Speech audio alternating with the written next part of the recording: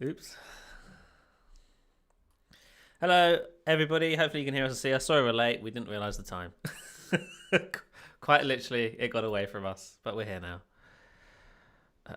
We should be ready to go in just a sec. I'm going to do a quick sound check. Testing, 1, 2, 3. Testing, 1, 2, 3. Yep, that's working. Look at that. I'm gonna put it oh, can I? I'm gonna try to put this on Threads. Have you got any followers on Threads yet? I haven't even looked at the Windows Central. Yeah, we got like thousands. Oh, I can't copy paste. Apparently, everyone's having such an easy time getting their followers onto Threads. Nobody wants to follow me on Threads. I have a big Instagram account. Yeah, that's what I think it is. I never beefed up my Instagram. I only have 900 followers. Yeah, that's it. I had my peak. I had almost 18,000, but since I haven't posted in over a year, it dropped down to like 16,000. Yeah, damn. Oh gosh, I can't copy paste paragraph breaks. Sorry, it's gonna take a sec. I gotta hand type this. Yeah. Hello, chat. Good to be back. We had a break last week, but we're feeling refreshed. I don't know if that's true. I'm not. Maybe a quiet week, but we have last week. To be fair, there wasn't much news last week either. We will be covering the biggest stories from the last 2 weeks, and we only have basically 2 stories. So 2 or 3 stories. Hopefully some big news drops during the show. I doubt it will. Almost ready. I just got to tweet it myself.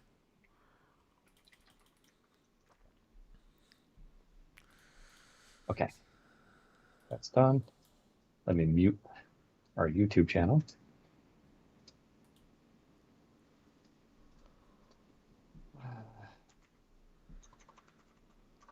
Recorder. Hopefully, I'll keep broadcast off, I guess. Okay. I am now recording. I am now recording. 3, 2, 1. Welcome to the Windows Central Podcast, episode 318 for July. Ooh, screwed up there. Welcome to the Windows Central Podcast, episode 318 for July 7th, 2023. Hey everyone, Deanna Rubino here, joining Zach Bowden for another exciting episode of the Windows Central Podcast, back after a little bit of a hiatus there for a week. But luckily there wasn't a ton of news, but we will be going over all the major news stories from last week and this week, which there are only kind of a few of them. But we'll be kicking off with Windows Copilot as it is now here in one of the insider bills, and Zach will tell us how it works, all about it, and why he's disappointed in it. Dun dun Yes. dun. He'll also we'll go over Jez's editorial, Jez Corden, our games editor. He wrote about how Microsoft won't mainstream consumer AI use, which I don't necessarily disagree with, but some of his points he brought up, I had to go back and forth with him a little bit. I don't necessarily agree with it. I think it's a little too harsh, but we'll still address it. Zach is going to tell us about the Robo Ancala ARM tablet and his first impressions. If you don't know what that brand is, don't worry. You're not alone. I believe it's a Kickstarter or Indiegogo project to make a ARM-based, basically, Surface Pro 9, which we technically have. But there have been in the past companies trying to make almost like fan-inspired Surface Pro versions, right, that have better features than the Microsoft offerings, and that seems to be the case here. So Zach will share what he likes and doesn't like about it so far. And I guess one of the biggest stories we need to talk about, and yes, I'm very excited about this, is we're going to have to talk about Twitter. Specifically, Threads by Instagram launched this week. We'll just go over what it means for social media and how a lot of us are now placed in an odd position of rooting for Facebook and Zuckerberg, right?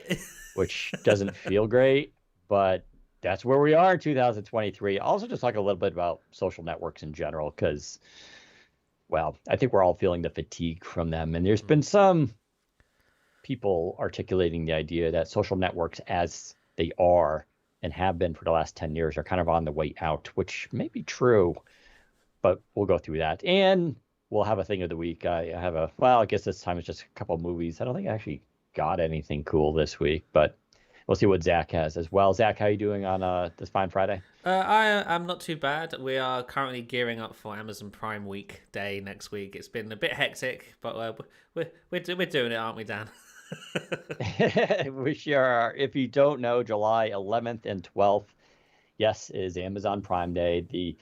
What is turning out to be the worldwide holiday where we're all forced to spend money and consume things. Of course, you don't have to consume things, but it is a good opportunity to buy things that you traditionally want at more affordable prices. So we are prepping for that, obviously. The good news is Windows Central won't be like completely spammed with random things. We're being very selective in the things we're choosing here to highlight. Basically, things that we would buy ourselves, things we've reviewed, or things that we just think are really good deals.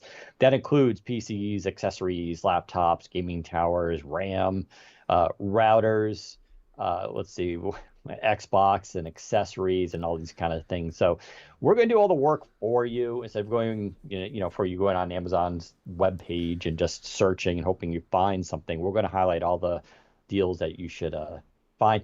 And moreover, we're going to highlight stuff that may be cheaper elsewhere, because just because it's Amazon Prime Day doesn't mean other companies aren't offering better deals on the same product. So we'll be giving all that info, so make sure you tune in for that and pay attention to us. Of course, we do make money when you click through. That is the good news there is if you do that, it helps offset the terrible ads we tend to run. So I know a lot of people don't like ads on websites. It is the way of the web, right? Almost every site has to have this. It's unfortunate, but that's the model that was chosen many, many years ago when everybody decided, let's just put stuff for free on the internet.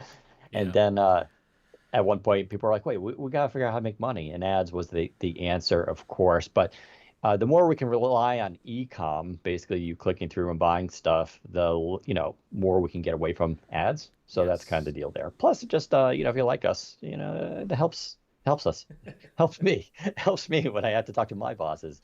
But anyway, let's get to the news. Copilot, something we've been anticipating. We've been saying all month in June was going to launch. Came on basically the last day, one of the last days. Zach, walk us through what we like about Copilot. I haven't tried it yet myself, but Zach did do a thorough walkthrough video of it on our YouTube channel. So you can just play along if you want, or after the podcast, go and watch that, or pause the podcast and go watch that. But why don't you explain to us how it works, and specifically, I guess, what you don't like about it and what you're disappointed by? Yeah, so the Copilot stuff, when it was announced at Build, Microsoft were kind of vague as to how it was going to be implemented into Windows. They showed off a screenshot of like the sidebar with the little sort of Copilot icon as one of the pinned system app icons on the taskbar. And that was basically all we really knew about it. Obviously, they showed off it doing a bunch of complex stuff like being able to search for files and analyze content within apps and stuff. But when the preview actually rolled out at the end of June, most of that stuff wasn't there. The UI is there in its basic form and the button on the taskbar, but currently, as of right now, there's only very basic surface level, if you will, integration with Windows itself. It can only do 3 or 4 things specific to Windows. Everything else that Microsoft demoed is basically not there yet. In addition to that, of course, it can do all the Bing Chat stuff. If you've been using Bing Chat for the last few months, all of its capabilities, including things like being able to create images or browsing the web for multiple search queries, doing complex math equations or coding, this, that, and the other. It can all do all of that because it's Bing Chat. It's the exact same service with an additional layer of Windows functions, which is currently very, very basic. So the few things it can do currently includes taking a screenshot, turning on Do Not Disturb mode or turning off Do Not Disturb mode, turning on light and dark theme, and I think that's it. Maybe there's one more. But there's a lot it can't do. Like, there's a lot of things that you would kind of think maybe it would do in this first preview. It just doesn't. It doesn't turn on battery saver. It doesn't turn on and off that. It can't open apps. It can't analyze content within apps. It can't search your files. There's a lot it still really can't. It can't, like, organize your Windows desktop and do snap layouts and stuff. All those sort of things you would think maybe it could do using the large language model just isn't there. Microsoft does say that they're planning to update this over time and more features will be added, including third-party plugins, which will make it a lot more useful. But this initial preview is really kind of disappointing, and I'm a little bit surprised that Microsoft did sort of roll it out this early with after basically previewing or showing off something that was much more complex. I don't know why they decided to say it was coming in June. They could have been like, "Hey, I'll be coming over the summer." Then it would have given them a couple more months to I guess build it internally and then roll out something much more complete in the Insider program. However, that's not really why I'm disappointed with it. Yeah, it's kind of annoying that all of it's not there yet, but that's the nature of development software. What I'm disappointed about is its implementation in Windows itself. This is called the Windows Copilot, but it would be more accurate to call it the Edge Copilot because it's powered by Edge. It's an Edge functionality. It's not built into Windows. It's built into Microsoft Edge. It's the service. When you click on the icon, it pulls in an Edge panel more or less. The website, and I say website, it's not like a native web UI. Win UI. It's a web view thing. Basically, portal into bing.com/chat. And all of the functions and UI you're using there, it's all web powered. There's nothing Windows about it. The only thing that is Windows, of course, is that additional layer of Windows integration, which currently is incredibly basic. So, yeah, I'm just super disappointed in that. I don't know why I was expecting it to be like a native part of Windows, like a pretty sort of Mica or acrylic panel with nice sort of animations and stuff. It's just a web view. And it genuinely uses Edge. So if you're somebody who's not a fan of Edge and you've been annoyed by sort of the edgification of Windows, as I call it, things like the widgets panel, the search pane, homepage, all this other stuff, which is sort of leaning into web tech a lot more. When you click on things, it takes you to Edge regardless of your browser choice. This is another one of those things. It's going to just basically force you into Edge at every given opportunity. The other thing it can do right now, which is kind of cool, but again, it's because it is Edge, it's not a surprise it can do this. It can analyze web pages, but Edge has already been able to do this with Bing within Edge. What this Windows Copilot thing is essentially that UI, when you click on the Bing icon in Edge, that little sidebar, they've just taken that and made it look like it's coming out of Windows. And that's that's as complex as this really is. So overall, I'm disappointed that it's an Edge feature and not a Windows feature, even though it's called the Windows Copilot. Could this change in the future? I guess maybe Windows V next year will be when if they build it in as a native functionality. I don't know. My assumption is they won't do that. I think they're relying on Edge for a reason. I think that is they want people to be using Edge. They want to have those monthly active devices and users up as much as possible. Getting people into Edge means more money for them in regards to Microsoft News advertising and all the other stuff, search advertising, etc., etc. So, yeah, I think this is just how it's going to be, and that's disappointing to me. I know you said you haven't used it, Dan, but of what you've seen so far, what do you think?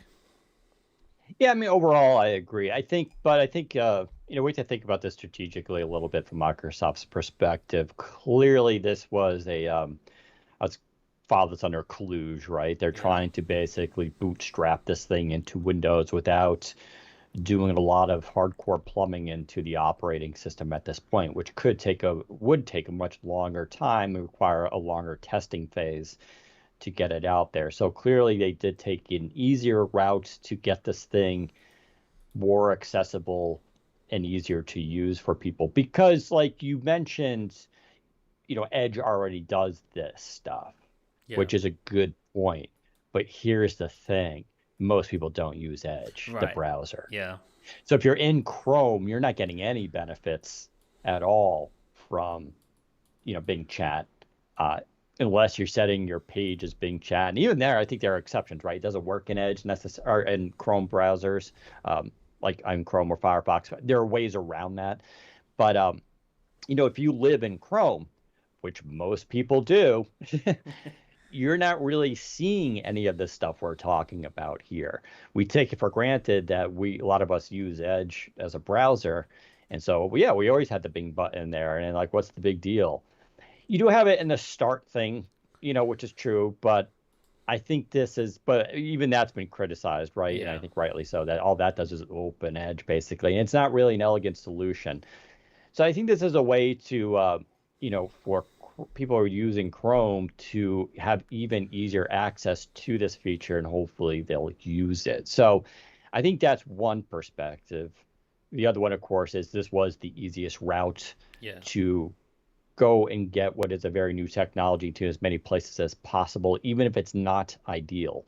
Now, we can be critical of Microsoft here, but let's look at Google, their biggest competitor. How many places has Bard been put into and integrated in so far? Right.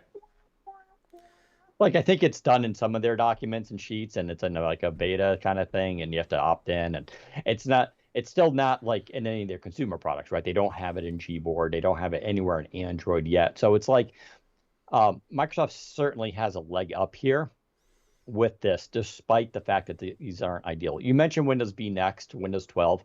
My hunch is they're going to, we've talked about that in the past, that's their AI OS, right? As it should probably be. And so my hunch is they're doing a lot more plumbing on that, Yeah, I hope to so. make this feature much better and more robust and to do something. That also means that, yeah, Windows 11 will probably never get that stuff, which is fine because, again, thinking strategically from Microsoft, you're going to want people to upgrade to Windows 12.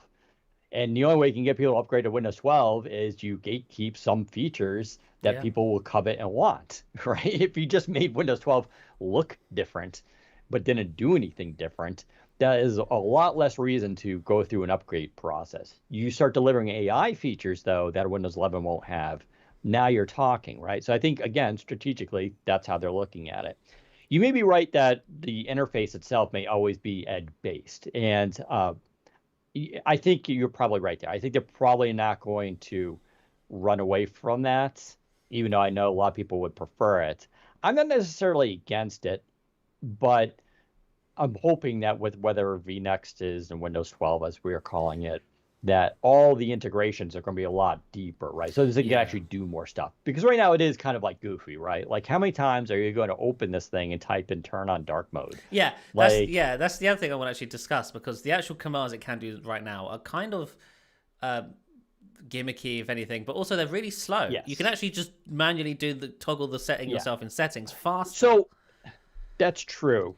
And that's a problem, right? I Yeah, mean, I'm not going to disagree with that at all. I will say, though, I think from Microsoft's perspective, this is so for people who don't know where it is in settings and don't want to go of dig course. Yeah, for it. yeah, yeah, yeah. That's kind of what it's for.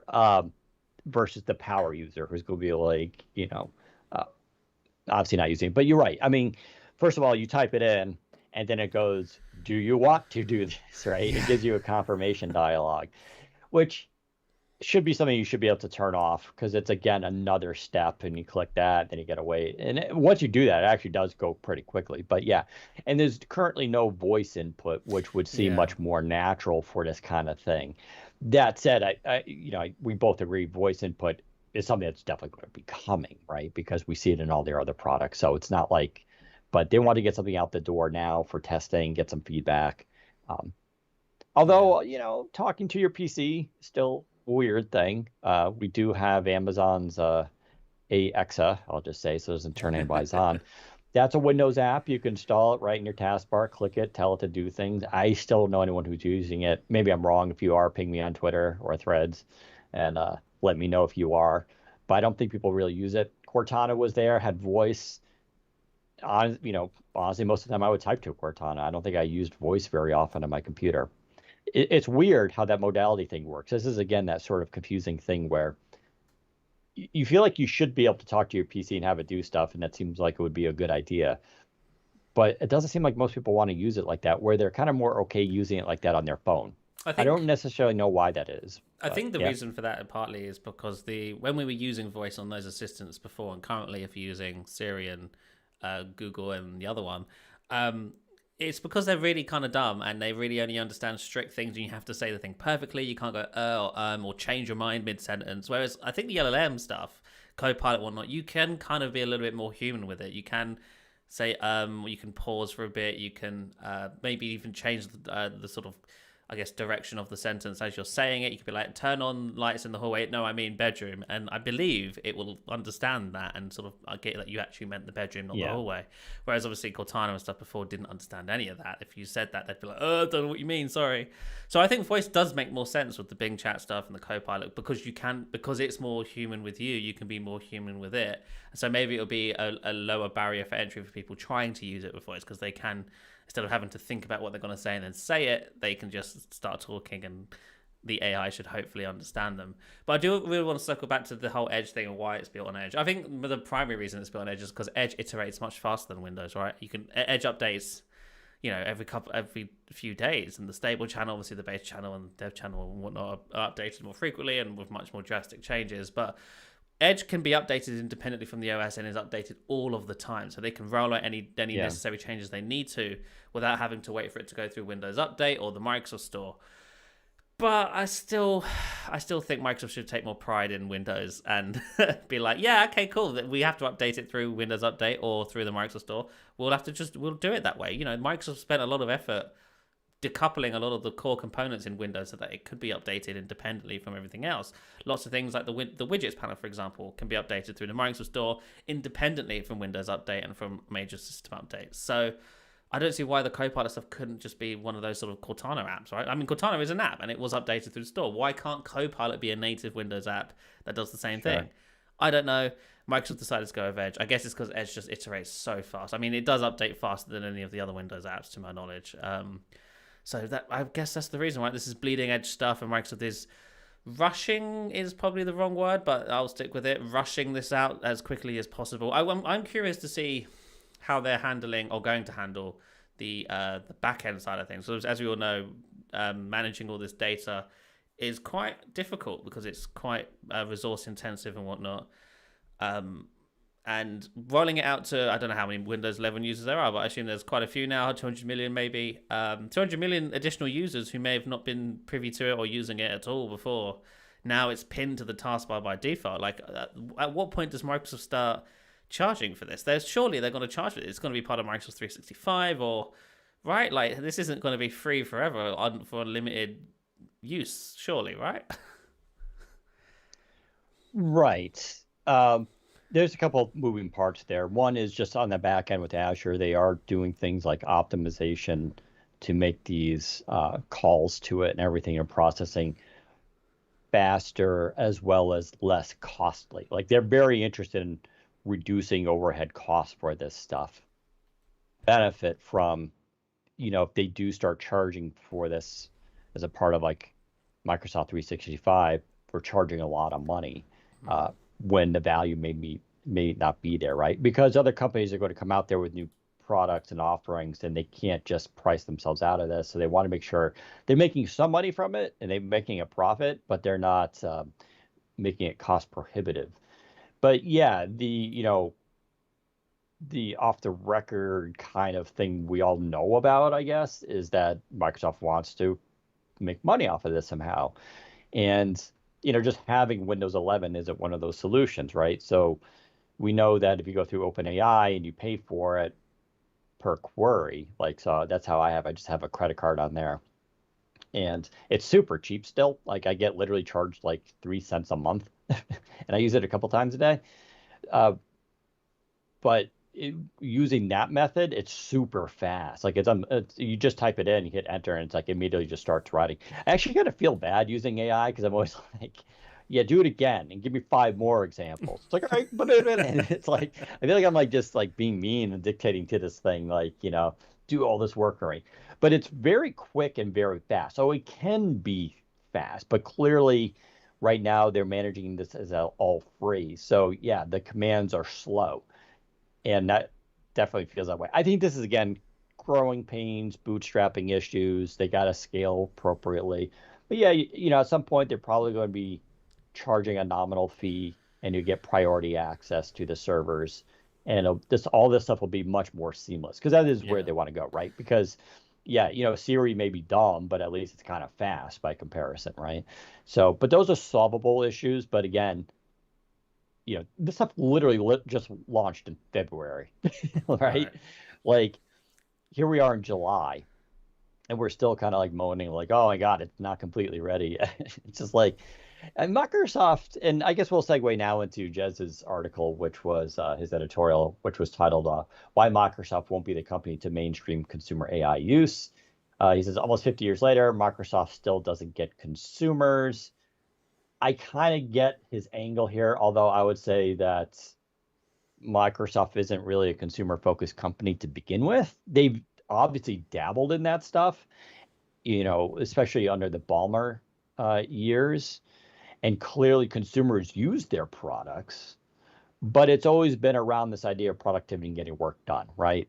And then gaming came along, and gaming was really kind of their big consumer play, which was obvious. There's no business use for that, right?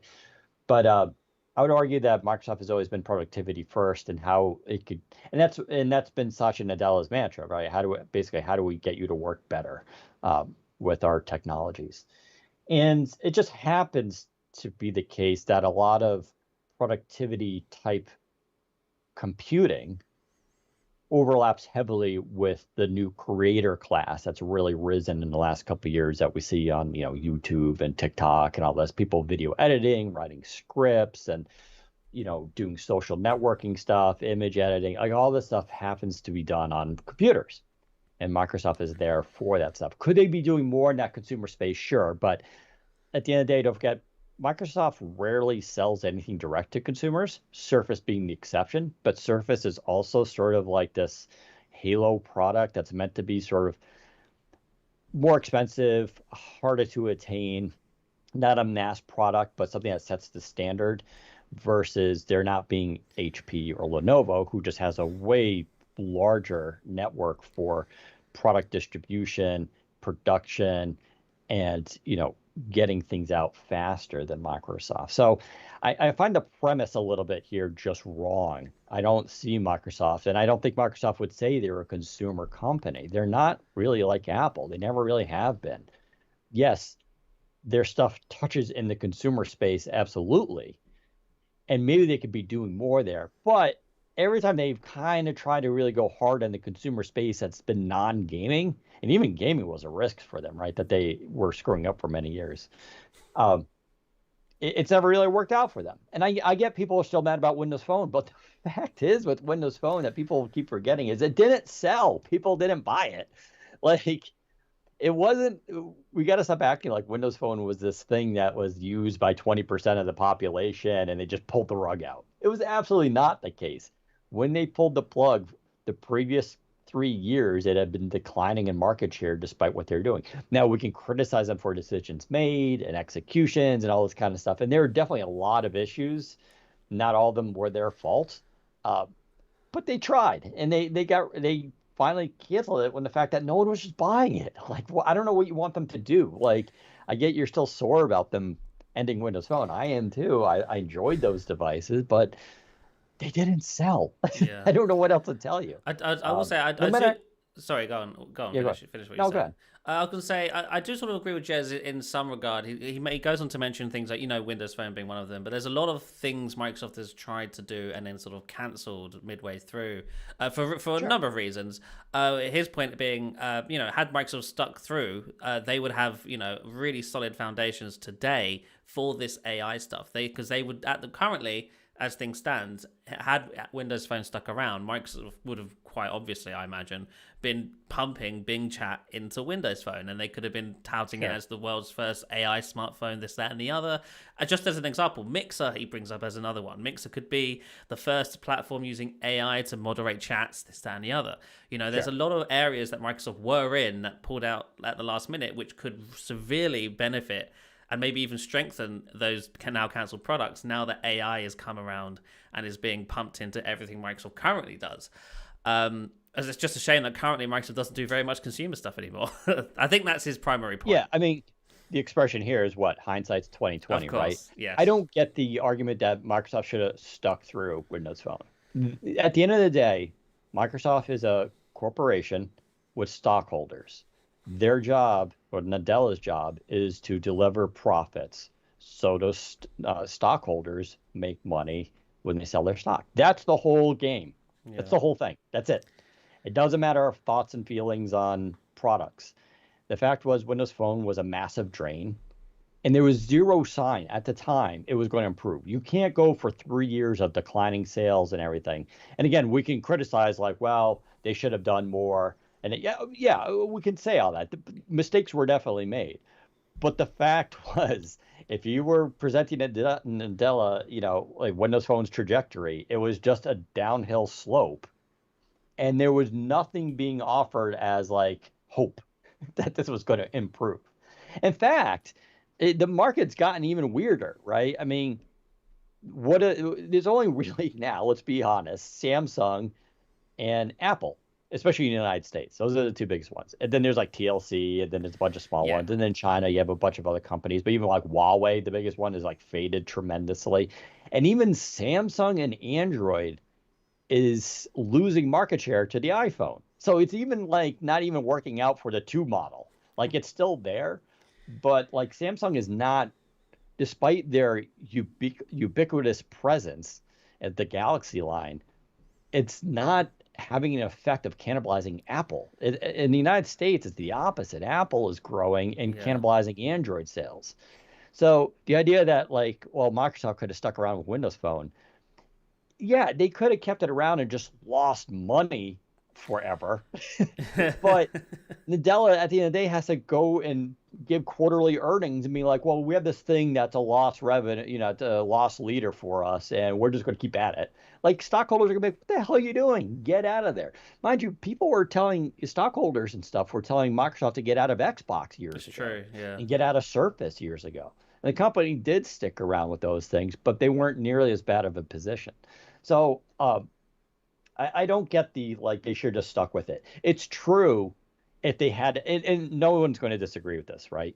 If there was a viable Microsoft mobile operating system for phones around today and it had, say, 20% market share, which Windows Phone never got at all, they would be in a much better position for all this stuff. Absolutely. And no one's going to disagree with that. They would probably still have Microsoft, music, whatever they're calling it. I forgot what the name Groove. was.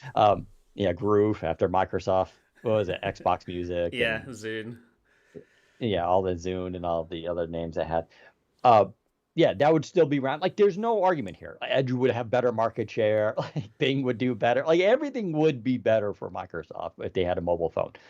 I don't think when they canceled that, I don't think that was lost on them. But like I said, they kept losing money. So they came back and they tried to do something with Android, and that's been a tough thing. And even if like as I mentioned, like companies like HTC, who are still technically around, are still just trying to find their footing here. But so many, Motorola is almost making a little bit of a comeback here, but they're owned by Lenovo. They were bought out, Yeah. after they had to fold. So, You know, and Nokia is a shell of a company. So yeah. it's a tough market. Yeah, I will say though, you say it's right for them to kill off things that don't make any money and whatnot. And yeah, I mean, obviously that makes sense on paper. But Microsoft is $1 trillion company. Were they $1 trillion company back in 2017? They might have been, or No, no. Okay, well they were getting there probably in 2017. yeah, It's not like they would have gone bankrupt had they kept it around. I realize it's doesn't a matter, tough dude. sell It for doesn't the. I know. matter. I realize it's a tough sell for the board and whatnot and the stockholders and this that and the other. But isn't it okay to have a small division that is just like designed to lose money in the off chance that one of them becomes $1 billion business? I don't know. I No, feel like killing that's not. Windows Phone is such a major error in Satya's now long career as CEO at Microsoft. I don't think it's an error at all. I I know. think he did what he had to do because that's not his choice. His Yeah. actual fiduciary responsibility to the company is to maximize profits. That's his job.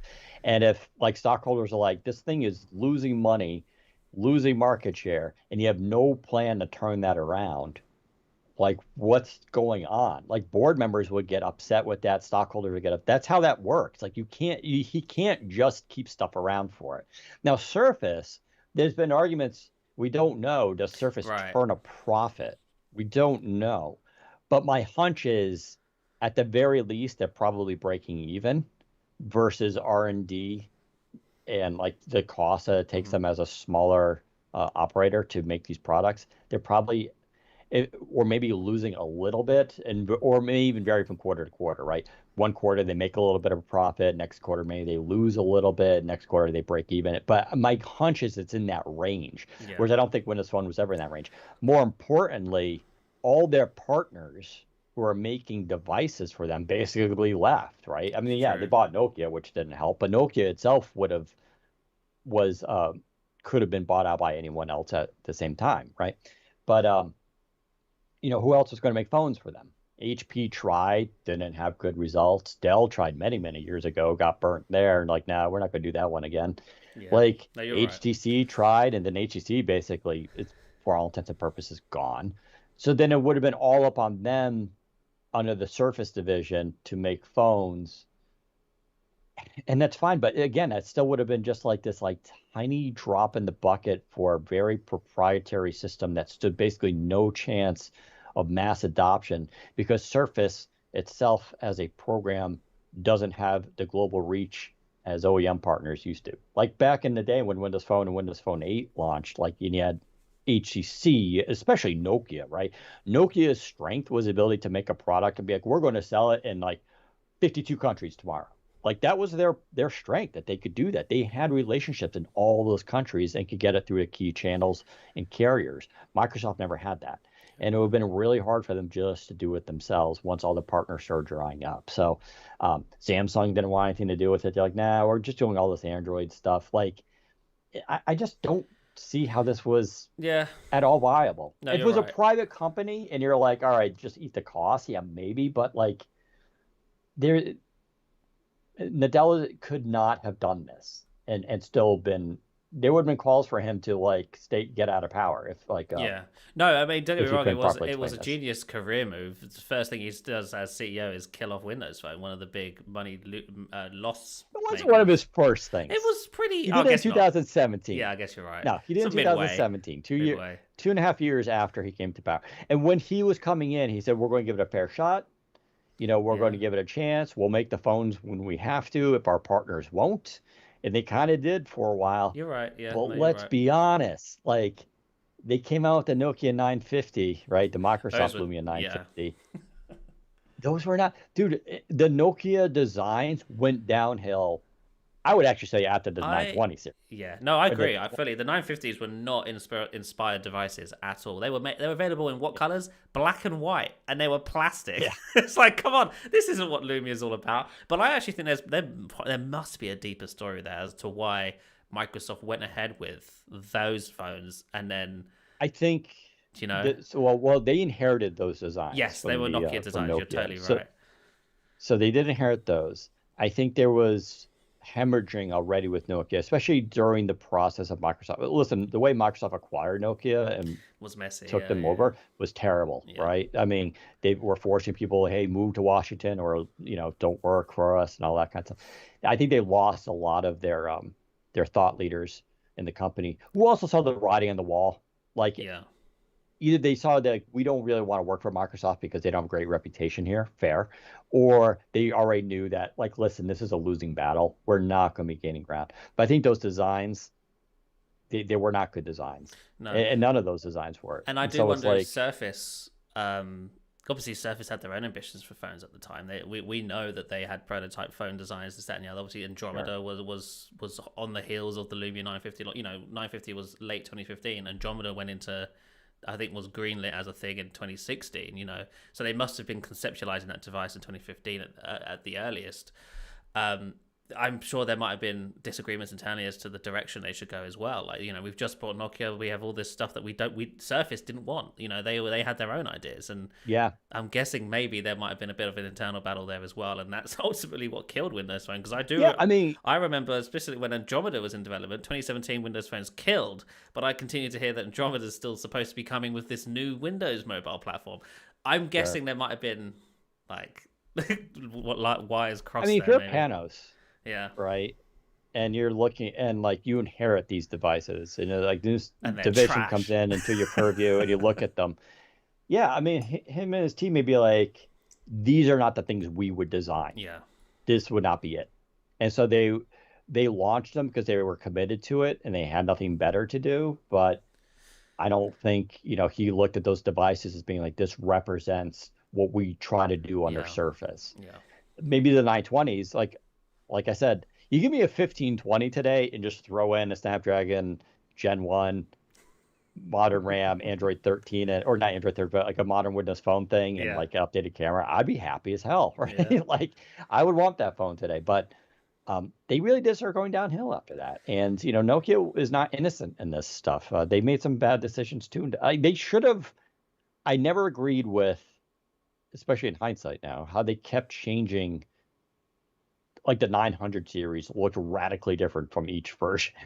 Right, yeah. Was like, The Lumia branding was all over the place. The numbering system yeah. I always thought was a mess. Like what 520, 620, 720. What does this I mean, mean? at least made sense in terms of pricing, Not and to I don't think to the end user it made sense at all. Like how do they know the 620 isn't better or worse than any other thing? I guess higher number equal better, but like it's so much more complex than yeah, iPhone 5. sure. Which was what the standard Well, was that at the was time. Nokia's strength again, right? That they could hit all those price points, Right, and yeah. that was the only strength that Windows Phone ever had was the 520.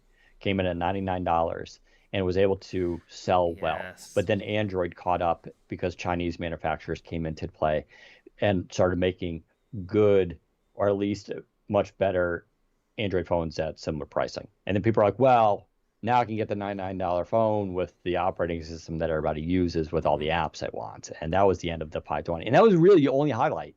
As much as we loved the 920 and the 1520, they didn't sell. They never sold. They never broke into the premium space as much as they tried. And the 1020 was like, good Lord. If there was any phone that should have like caught on as a main, like a premium device, it was the 1020. That thing was just It was insane. amazing. Yeah. It was one of the best overall phones that they ever made, but it didn't really make a dent. I don't know. We're going over anyway. Let's go back to we're really going down a rabbit hole here. So Jensen's article, we both agree that yeah, Microsoft is not great at the consumer market stuff. I would argue that for their longest history, they were never really a consumer-facing company to begin with, although there are examples of them attempting to be. And I don't think we should fault them for necessarily trying, but clearly it didn't work. In terms of, some of his early examples Jez had in his article was that, like he had the section, Microsoft doesn't get human beings. I don't necessarily think that's true. First of all, if you look at the Xbox controller, the whole thing is completely gets human beings because they got ergonomics, and we saw the ergonomics lab that they have there. That the reason Yeah. why one of people love Xbox is the controller is so good. You know how hard it is to build a controller that actually feels good in the hands? This was a long debate for a while with PlayStation. Now their controller looked cool, but it didn't feel great. Or if you look at something like the Nintendo Switch, super popular device, had the worst ergonomics I've ever. God, I think it was terrible to hold. I had to buy third-party grips to put on there to make it feel good.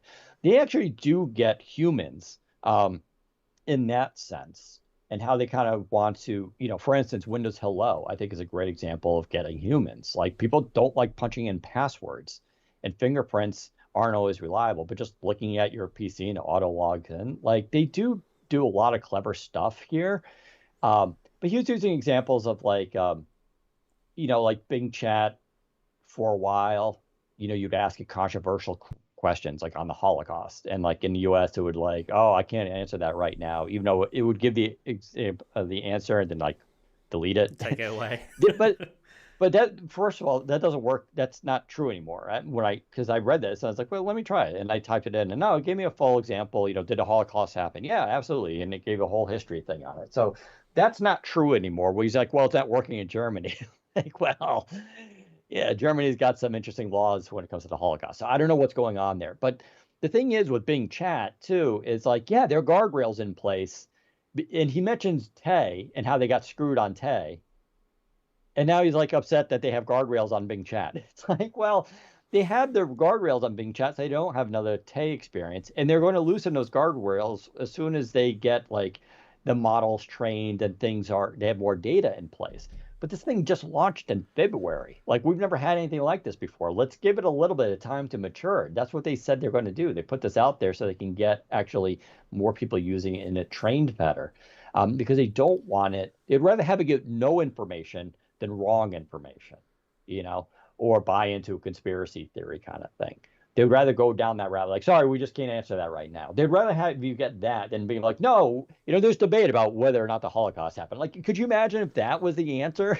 Like, that would be headlines everywhere, and Microsoft would look totally stupid and bad. So the better headline is like, no, sorry, I can't answer that right now. Like, I mean, sorry, this is how technology develops. It doesn't do all the things you want it to do today. And they're not promising that. They're like, we're getting this thing out here very early. We want feedback. We need to train. So I don't understand that thing. And then he was also bringing up, and I think he removed it a little bit, about like,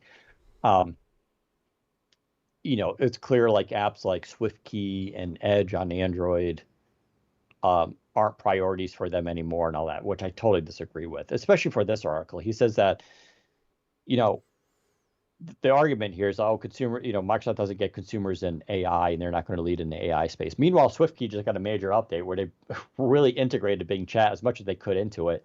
And Edge got the update 2 weeks after they announced this whole AI thing, which I thought was really impressive for them versus like, oh, we'll get it out in 6 months or a year. They did it within 2 weeks. We had it in Edge. So it's like, and SwiftKey, okay, they did temporarily abandon it for iPhone to bring it back only because, yeah, they're like, oh, we can use Bing Chat there. I think my guess is there that most people, third-party keyboards on iOS suck. They still do. They just do. Because you can't use them in everything, right? In areas where you have to type passwords, it still defaults back to the Apple one. And it's just weird behavior that goes on there. And my guess is most people were happy with and sticking with the default keyboard on Google, on the iPhone. Android's a little bit different. And the SwiftKey, I would say, has always been paid attention to there. It has a 4.7 rating. It's one of the top apps that are downloaded. Like, they're clearly paying attention to it. But he was like, yeah, but they haven't really added much to it. When they asked, like, well, what do you want in SwiftKey? He's like, well, it's not my job to think of these things, which I kind of get. But at the same time, it's a little disingenuous to say that because it's a keyboard. Like, I'm not sure how much innovation they could just crush in there. And if you look at the competition here, it's not like Google Gboard has radically shifted in the last 2 or 3 years either. It's extremely much the same as it's always been. So, I don't know what he's comparing it to and what he expects here. Launcher, fair. Yeah. Launcher definitely has been put on the back burner, and I agree with that there. That said, they're maintaining it. It works. It has no issues. And when it did have an issue, they quickly fixed it. I still use it. By the way, I went back to it on the Pixel just because I like it so much. Yeah, I do wish they would do more with it, and maybe they'll return to it. But right now, that clearly is on the back burner. But it's still working and does everything it's supposed to. So I don't know. Again, I'm not that upset about it. But this idea that, Microsoft and the consumer AI thing, again, the premise I think is wrong. I don't think Microsoft's really a consumer-facing company. They are putting this AI into all their products. Stockholders and analysts have been very bullish on this because they're weaving it into all their money-making products, and it's actually making a difference. It's been in GitHub for a while. It just got updated in GitHub, and the Copilot there, and that's gotten a lot of attention and favorable reviews there. So they're putting it in all their products where it makes sense, and getting positive feedback. I'm not really sure what else they're supposed to be doing here, considering large language models as they are pretty basic and limited, right? I mean, they're way better than we had with the smart clients a few years ago. No argument there, but this is only one aspect of what is called artificial intelligence, large language models, right? There's other stuff out there besides chatbots. And we've always talked about this, like even grammar prediction stuff is a form of machine learning, which is a subset of AI. Like, that stuff is more practical, but we don't call it really anything besides like text prediction, right? But you're seeing that more and more. Like Office is definitely smarter now in how it anticipates what you're going to write. Outlook is getting there in their mail. Gmail does this already, right? Quite a bit. But you're going to see a lot of this more AI machine learning stuff weaved throughout products, but they don't get a name or a face to them. And I think that's a difference. I don't know. What were you thinking about, like, what Jess was kind of saying with all this stuff? I kind of agree with him in regards to, because he makes a point about default apps and default experiences on all of these platforms, and a large majority of users arguably don't change defaults that often. Don't get me wrong, I think these days people are more comfortable with changing defaults and looking into what's the best app for this, that, and the other, which I think is why I can't remember if Apple were forced, if they did it out of the kindness of their hearts. But these days in iOS you can set a default browser and a default mail client. Wasn't possible a few years ago. But I do think the majority of users still do just use the default. So I think his point is when Google does eventually introduce its version of Windows Copilot for Android, Bard Copilot, I don't know what they're going to call it, Bard Assistance, people will just use that. They're not going to bother going to download Bing Copilot and using that version. They're just going to use whatever's on their phone. When Apple eventually comes along and does whatever it's going to do with LLMs, if it ever does anything, iPhone users would just use that. They're not going to use Bing Copilot. Why would they? The only way I can see Microsoft fixing that problem, because I think Jez is right in that regard. Once these other companies are doing their own stuff, it doesn't matter how early or how good Microsoft's is. Most people will just use whatever comes with their phone or their laptop if it's a Mac. And I guess Windows will be the only place where Copilot really shines, unless Google releases a Bard app, I don't know, or integrates it into Chrome, which actually that could be Google's Trojan horse into AI stuff like that on Windows is Chrome. If they integrated Bard into Chrome like Copilot is an Edge, maybe users would even prefer using it on Windows as well. But I think the only way Microsoft really, in regards to Apple at least, if they were to compete there, is to basically partner with Apple and be like, hey, we've built this Bing Copilot thing. We realize you're not Amazon or Google. You don't have the servers to power all this stuff. We'll let you sort of license this tech. Obviously, you can brand it, say whatever you want, but it's you're paying us, and behind the scenes, it's Bing. That's the only way I can see Microsoft being successful in consumers in regards to the Apple side of things, because otherwise, people would just use the defaults. And I kind of agree with that. I really don't think people are going to opt to download Bing Copilot as an app on Android or iOS once these platforms have their own integrated versions of that, if that makes sense. Yeah. I mean, you're conflating some issues here. There, you're calling it Bing Copilot, and what you're really talking about is Bing Search, and the chat stuff. The AI stuff. Yeah. Well, it's some of their AI. There's other AI that they're working on. Like not everything. I think again, everybody focuses on chat and Bing Chat and Bing Search, but like they know, they were very upfront. They literally said at the February announcement, we have such small market share in search that we can take these big risks and roll this thing out tomorrow, and we don't really care what happens, because what's going to happen? We lose more market share. We barely have any as it is. And so they can take bigger risk and do things faster and be more innovative than Google, who doesn't have that luxury, because they're so big and so massive that if they roll out a change and it's really bad or blows back in their face, it's going to affect way more people. So sometimes that's where they're almost like a startup here, where they could be a little bit more nimble. That said, they absolutely are under no delusions that Bing Search is going to suddenly like shoot up the charts and it's going to be like tomorrow, like 50% of search is now handled by Bing. That'll never happen. But they did make the strong point that for every percent that they do gain in Bing Search, they gain $2 billion in revenue through ads, which is pretty nice if your job is to make money at Microsoft, right? So they only need to gain a couple percentage points to actually make an impact on their company. I don't know what else they're supposed to do in this space. Like, it is an uphill battle. I don't know how else they're going to compete. I don't necessarily think if Windows Phone was around today, this would help all that much, because it didn't help all that much back in the day either. Because unless you're saying like magically somehow Windows Phone worked up to like 25 or 20% market share of the entire globe, sure, maybe it would make an impact then. But even then, like, it's still a small number. But they weren't even close to that number for mobile, and there was no fantasy world that they were going to get close to that number. But there's a lot more. So there's this issue of like lock-in, right? Which I think is kind of what you're referring to. This idea like, well, you try Google Bard and you just want to use Google Bard everywhere. I think companies are going to try to do that. I don't think AI is going to work like that, though, for the most part. I think AI is just going to be in the things you use. You go to, for instance, we use Gmail for work. AI machine learning is in that already. You start typing you go and hit to respond an email, it already gives you presets on like things you can respond back to. You just click, all right, send, done, right? Or as you're typing, it starts anticipating, it starts completing your sentence for you. So that's already examples of that stuff. I didn't need to opt into Gmail to start using that. So I think what's going to happen is whatever product you use. So you go to use Microsoft Office, which is still extremely popular and dominant in this space. You go to use Microsoft Teams, you're just going to be benefiting from all the same technology without committing to being a Bing Chat user, right? You're right on the phone space. Yeah, how many people are going to download the Bing app and use it there, or even Edge for that, for that much? But like, that battle was always a problem. I don't know what else I can do in that space. Like, they're trying, but we all know it's really hard to get people to switch browsers, even on desktop. And you can just scream from your lungs about how much better Edge is. And people are like, yeah, but I like Chrome. Yeah, I know the layout. It has all my passwords. And I'm writing this other editorial that I'll get out maybe next week we'll see with Prime Day.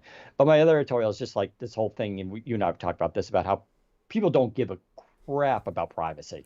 Yeah. Like this idea of like, oh, but Edge is better with your data. okay. Or Yeah. Brave is even better, right? It's really not. Um, Yeah. How good is Brave doing as terms of market I was share? gonna say They're the that most secure, most privacy focused browser. How much impact has it made? the whole People don't Threads care thing about that stuff. this week is proof of people Yeah, don't care about yeah. When privacy. we get Oh, to yeah, threats, yeah, people do not care about this stuff. But you can argue from as much as you want about how much better Edge is than Chrome, but people aren't going to want to switch to it. It's really difficult. Same thing on mobile. But they're trying, right? I don't know what else they can do in this space. yeah. We can go back. Well, they had Windows Phone, yeah, but they don't. So now what? Um, and I don't think there was the only chance. To get back to Windows Phone again. The only chance I think that operating system would have had a even a hint of ability to be successful is if you go back to uh, the Windows Mobile days when it was just PDAs, Hmm. I'm talking 2004, and Microsoft took it seriously as much as they did as desktop OS and just invested as Yeah, heavily as they could in it and just innovated and just supported, be like, yeah, we're going to continue doing desktop, but we know mobile devices are going to be the future for this in these handhelds. That would have started the cycle hmm, that would have led to them dominating Android or preventing even Android from becoming a thing. But they waited way too long. They waited until after the iPhone to be like, oh, okay, this thing is actually starting to catch on now. Maybe we should actually make a serious company response to it. I think outside of that, I think any discussion about like, well, if they just worked better with carriers, or if they didn't yeah. do No, you're this, or right. they made this, I think is just complete like you're missing the forest for the trees here. Yeah, Um, I don't know. I think they're trying as much as they can, but I think for the most part, if you use Windows, you're going to benefit from their AI. If you use Word, you're going to benefit from their AI. If you use Teams, you'll benefit from it. If you use Skype, you'll benefit from it. Like, it's just going to be there. I don't think they will be lock-in uh, for this stuff. Apple will definitely try, and Apple, as always, has the best ecosystem for lock-in because they literally lock you into it. That said, ironically, Apple has no AI play as yeah. far as we know. They got nothing so far. So it's just kind of ironic there. I don't know. So leave us comments about what we think. If you think Jez is right or wrong there. I think he's basically right, but I also think it's saying like, well, you know, I don't know, the sky is blue. It's like, well, I don't think they're trying to do this in the consumer space to Yeah. begin with. But anyway, oh, I guess so. Let's take a break from that. And oh yeah, are we doing the ad read now, or Yes, we'll I'll talk? quickly Okay, we'll quickly talk do about that. Indeed. Yes. Indeed, thank you for sponsoring this episode of the podcast. When it comes to hiring, don't wait for great talent to find you. Find them first with Indeed. When you're hiring, you do need Indeed. Indeed is the hiring platform where you can attract, interview, and hire in all in one place. Instead of spending hours on multiple job sites searching for candidates with the right skills, Indeed is a powerful hiring platform that can help you do it all. They streamline hiring with powerful tools that find you matched candidates, and with Instant Match, over 80% of employers get quality candidates whose resumes on Indeed matches the job description the moment they sponsor a job. According to Indeed data in the US, one of the things that we think is pretty great about Indeed is that Indeed's hiring platform matches you with quality candidates instantly. Candidates you invite to apply are 3 times more likely to apply for your job than candidates who only see it in search, according to Indeed data. And even better, Indeed's the only job site where you only pay for applications that meet your must-have requirements. So Indeed is an entirely unbelievably powerful hiring platform, delivering 4 times more hires than all other job sites combined, according to Talent Nest. So join more than 3 million businesses worldwide that use Indeed to hire great talent fast. Start hiring now with a $75 sponsored job credit to upgrade your job post at Indeed.com/WCP. That offer is good for a limited time only. Keep that in mind. Claim your $75 credit now at Indeed.com/WCP. Just go to Indeed.com/WCP and support the show by saying you heard about it on this show. Indeed.com/WCP. Terms and conditions do apply. Need to hire? You need Indeed. Thank you, Indeed, for sponsoring. Let's move on to Windows and ARM. From one... Actually, Oh, go on. I'm just reading something that is completely unrelated to everything. I just want to mention for a sec, but Mission Impossible: Dead Reckoning Part 1 has a 99% tomato meter reading on Rotten Tomatoes. Wow. Very nice. It's the highest rated movie of Tom Cruise's career. 99% for a Mission Impossible movie. Like what is okay? I mean, I won't I lie. mean, I'm Mission excited Impossible for it. movies, they're pretty great. Like, Oh, the last couple have been absolutely yeah, bonkers. they're really They're good. totally insane. I don't mind It's them. just I don't know, I just thought that was really amazing. I'm kind of excited for this. I feel like summer movies are kind of coming back, but we'll talk a little bit about that during the uh, thing of the week. Yeah. All right, you're going to talk about now the Robo Ancala. Yes. Great name, by the way. So yeah. ARM tablet PC. Yeah. So give us the history of this. Yeah, so if you've never heard of this brand, which you likely haven't because even we hadn't heard of them, this was a Kickstarter, to my knowledge, which was so successful, it actually launched and is now available to buy directly from their website, Robo and Carla. If you look them up on Bing or Google, I'm sure you'll find it. And right now they make one product, or I guess a sort of one product with some accessories, and that is a Windows 11 on ARM Snapdragon 8cx Gen 3 tablet. And I got it in the post this week. It sort of came by surprise. I know they had reached out to us, but it was ages ago and it hadn't shown up. I assumed it wasn't a real product when the PR thing came in. But it arrived, and I will tell you right now, I am so impressed. This is the Surface Pro successor that I was sort of hoping Microsoft would make and never did, because this is the Pro 9 5G being the sort of thicker, heavier thing, just using an Intel chassis. That wasn't the Surface Pro X that I wanted. The Pro X was a much thinner thing, slim. This is basically that. Look at how thin this is. I believe it might be the same thinness, or maybe slightly thinner than the Surface Pro X. It has a gorgeous 2.5K AMOLED display. So OLED is here, and this is my favorite. Wow. And also, look at how thin these bezels are. They're thinner than anything on a Surface Pro that I've ever seen. Wait, is that 16 by 9? 16 by 10. Okay. Yeah, so that's why I looked at it, but it's because the bezels are so thin. But I looked at that and thought, is this 16 by 9? But no, it's 16 by 10. It has a kickstand, obviously, just like a normal Surface Pro, which goes all the way back like so. It has a 13 megapixel rear camera, which is actually okay. It's not too bad, but a kind of poor, I think, 5 megapixel front facing camera. I don't know why they didn't swap those around, but it is what it is. It has a pen accessory, as you can see, that's attached here. Wirelessly charges, just like the iPad. So when you put it on, even there's a little indicator in Windows that pops up saying the percentage of the pen's battery. And it comes with, of course, a magnetic keyboard as well, which is it's very similar to the Surface Pro one. The touchpad on it is much bigger. But it doesn't attach to the bottom. No, it doesn't go all the way around. Right. It can come across. No, yeah. I mean, like, do the angle typing. No, yes. So it doesn't do that second stage sort of height thing, which is kind of annoying. But there's a reason for that. It's because the keyboard itself isn't... it has a battery in it because it's also a Bluetooth keyboard. When it's connected locally. But when you disconnect... you can still use it and it's still connected, and it's kind of actually magical. Right. I didn't expect it. Yeah, it's because that's Microsoft Surface proprietary tech for that connector. Yeah. Yep. But yeah, it uses its own pogo pin, so it does connect locally. So that was one of my concerns. Was when I read it was a Bluetooth keyboard, I thought, if they're using Bluetooth full time for this, that's going to be terrible. But no, when it's connected, it deactivates the Bluetooth and connects to it directly, which is really cool.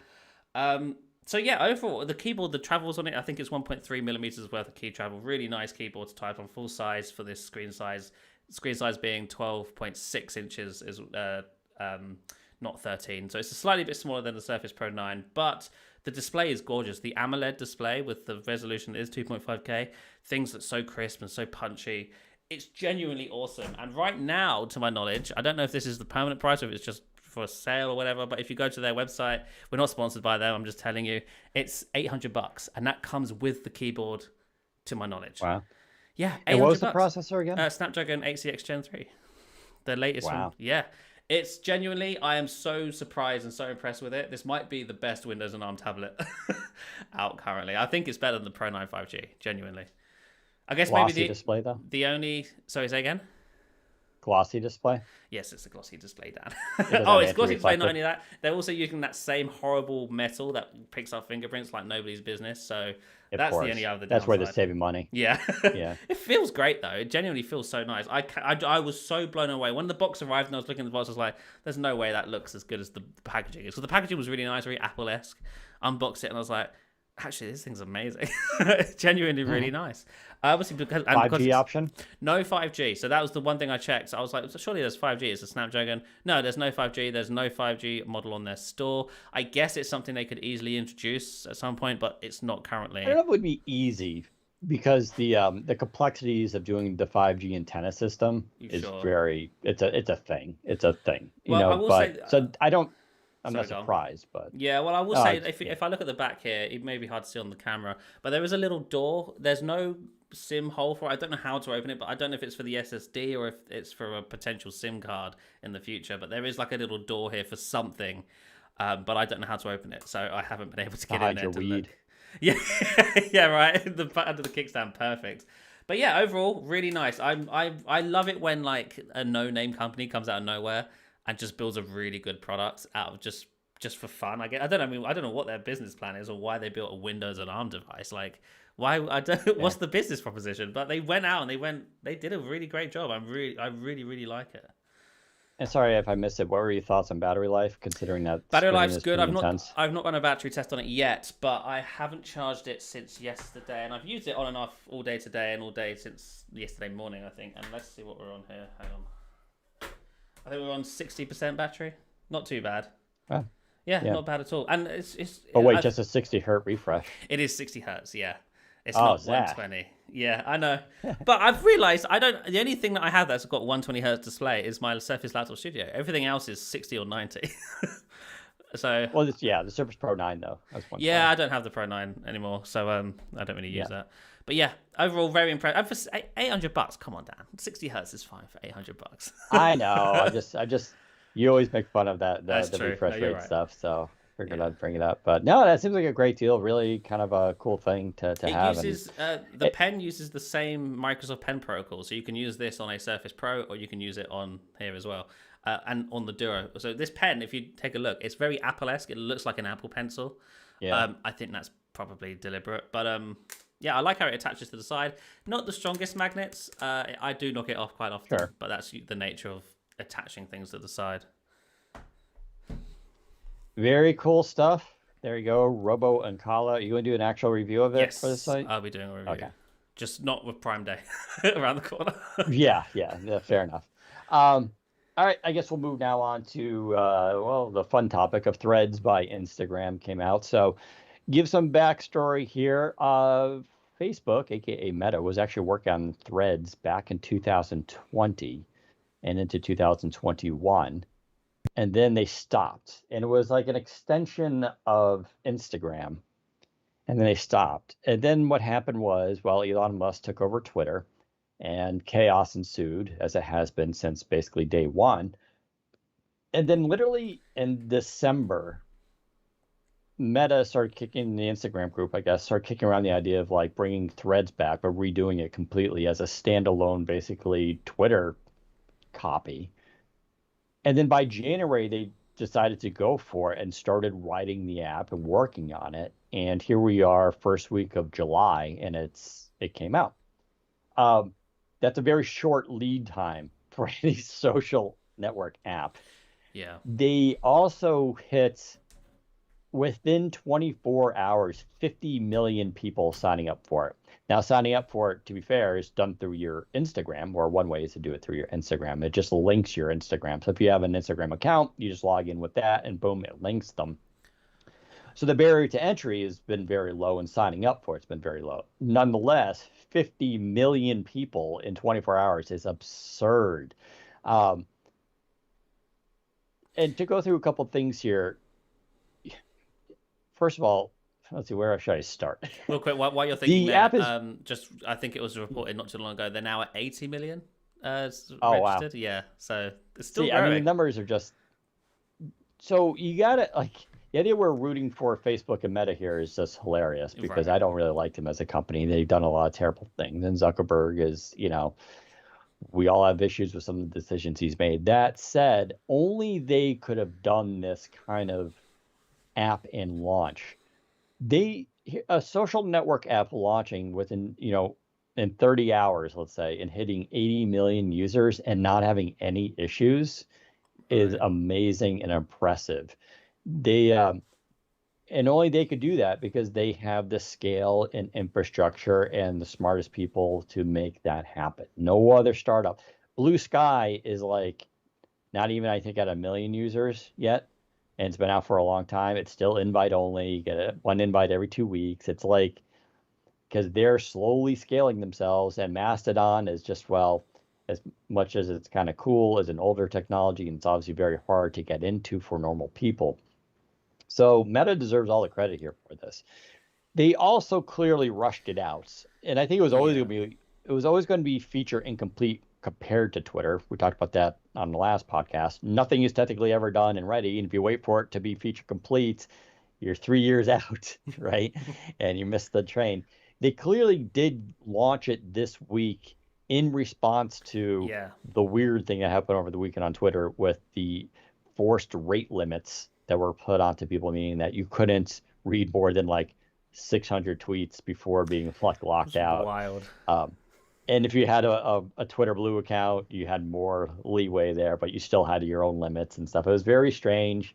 The explanation for it's strange. I really don't want to get into it. I think a lot of it's nonsense. A lot of people think it has to do with they they said they were going to pay Google to host them, and it was going to expire on June 30th, which was coincidental around this time. But about a week before that, they apparently renegotiated a deal with Google, and it was fine. But the thinking is that Google is not doing all the cloud stuff for them, so they're trying to migrate to a different service or something, and that they're having these kind of issues. Who knows the reason?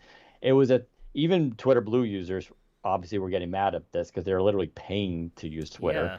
and they're getting these forced limits with it's supposed to be temporary, but as far as I know, they're still going on.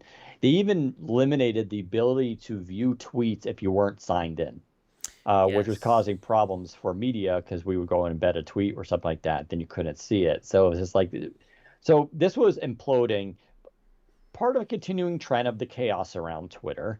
Whatever you think of Elon, that's the fact. And so they decided, oh, this is the chance now we have. We should launch it now, which I agree with. I thought that was a smart move on their part, especially for all the bad press. That said, let's go through the features of this thing. Is it feature incomplete? Oh, yeah, absolutely. But it still runs really well. iOS had a couple bugs. It was crashing, all that kind of stuff on some people. But for the most part, it runs really well. It feels like, yeah, Instagram comments expanded, but the app is really good. Mr. Mobile, aka Captain Two Phones, aka Michael Fisher, uh, tweeted a threaded an image of how good the app scales across all different types of form factors on Android, which is not even something Instagram necessarily does well. So it's built all on modern libraries, and it's actually a really good app. Uh, but yeah, it's the biggest complaint is you can't see things chronologically posted. The main view is the algorithmic view, and of course people don't like that. But like I was hinting at, they released this very early. That they've announced publicly that feature is coming. They're working on that. They're working on DMs. In fact, we have an article up today talking about the things that are coming um, to Threads. Let's see if I can find the. Let's see. Here it is. So here's what's coming: a more comprehensive search function, because yeah, search isn't great. There are no hashtags. By the way, hashtags are coming. Yeah. Direct messages are coming. See posts in chronological order, and Fediverse support. So that's the other cool thing here. This thing is eventually going to be able to connect up to Mastodon and the Fediverse, which is neat because that means theoretically and this is their goal, if you ever want to leave Threads, you could take your profile and followers and following count and migrate to a new server like on the Fediverse. Um, and that's really kind of neat. So all that stuff is coming. They've always planned on it. They want that stuff, but they had to get it out, and they decided to launch early with it. So if you're upset about that stuff, like I said, that's sorry. It's a very much a beta app from that regard, but it's going to get there. Um, the other problem, of course, is it links to your Instagram account. The head, Mosseri, who is the head of Instagram, has said that if you get banned on Threads, it doesn't ban your Instagram account. Of course, hopefully you're not getting banned in the first place, because if you are, you're probably saying really dumb things. Um, and right now, you can't delete your Threads accounts without deleting your Instagram account. That said, that's because, again, they rush us out. It's an extension of Instagram. They are looking to try to fix that so it's not the case. It also didn't launch in the EU, but that was actually Meta's decision, not the EU's decision, which I think is how some people have been reporting this or repeating it. Uh, the EU has stricter guidelines on privacy, which Zach was kind of joking about before that we're hinting at. And so Meta says some of it's confusing and it's not very clear. So they're going to be working with the EU and all this kind of stuff on that. And they do want to launch it in the EU. They're planning on launching it there, and they're going to try to make it meet the standards and get the clarifications that they need. So, but even without the EU, sorry, Europe, 80 million people signed up worldwide for this thing, which is, again, absolutely insane. To put that in perspective, the last number I heard, Twitter has 560 million users. Okay. That's a lot, but Twitter is one of the smallest social networks. Instagram has estimates up around 2 billion registered and active users, which is why Facebook has such, in Meta here, has such a leg up, because you have 2 billion on Instagram. Like if you just get 20% of those people to sign up, that's like you're already like not, a lot of skin in the game. But if you get like 1 billion people to sign up, just half of Instagram users, all of a sudden you've just doubled Twitter's user base, which is pretty massive. Zuckerberg said they're not putting ads into it until it's a success. And he says basically for them, they're saying success probably it's like when they hit 1 billion users. Like that's kind of their goal, I guess. We'll see if that holds true. It will probably get ads at some point, but it looks like it'll be a while before that happens. And that's not their goal right now. And they're not under any delusions. They've said in a Verge interview, doing this is really hard. They're like, most of these attempts fail when you try to do a social network. So we know the risks here, but we decided that the market was right. And what they mean by that is the chaos around Twitter. If Twitter wasn't as chaotic as it was, they would not have attempted to do this. That's the hilarious thing about this. It's like, it's only as a reaction. If you remember, I mentioned numerous times on this podcast, it takes two things to like dethrone a product. One, the product has to get bad in a certain way. And for a lot of people, that is Twitter. They don't like the changes, and they don't like Elon Musk, and they don't like where things are going. The problem is, where do they go? So people have been trying Mastodon, they've been trying Blue Sky, and they all have scaling issues. You can't join Blue Sky unless you're invited. And so there hasn't been a good alternative. Therefore, Twitter stays around. Now, all of a sudden, you have Threads. Threads is very much a viable option. And despite the fact that they have a lot of features lacking, I can bet you they're going to roll out these features very quickly, because this is Meta, one of the most powerful, rich companies on the planet, who actually had a really good quarter. They got money to throw around, especially money that they don't need to spend anymore on the metaverse, right?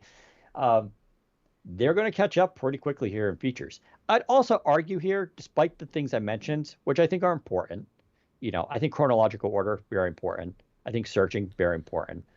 But really what made Twitter successful has not been the features. What made Twitter successful has always been the closeness to power you could have. That is, politicians, movie stars, professional athletes, journalists, CEOs, brands were all on Twitter. And you can just directly message those people. And a lot of times they might respond to you. That's never existed in the history of any kind of communication technology. That is the secret to why Twitter is successful. You take away all that. You take away politicians and famous people and movie stars and athletes and whatever you think of them, musicians, you take them away. Twitter is nothing but just an IRC channel of a bunch of strangers. And they're not going to, so if those people start gravitating towards Threads, that's where you'll see the cultural shift of like Threads impacting culture. And I think that's going to be the big thing here. But if there was ever an app that could do it, it's going to be this one. Now, and I'll ask for Zach's input here in a few minutes, but like regarding the privacy thing, this is Meta. They want all your data, location and financial information, browsing, like it's all, you agree to it when you sign up. And as I argued previously, people don't care about that stuff. They just don't. I think 80 million people signed up for it, which goes to prove my point. So when Musk is out there like, oh, but data this and transparency on the algorithm, this is the argument of Linux users.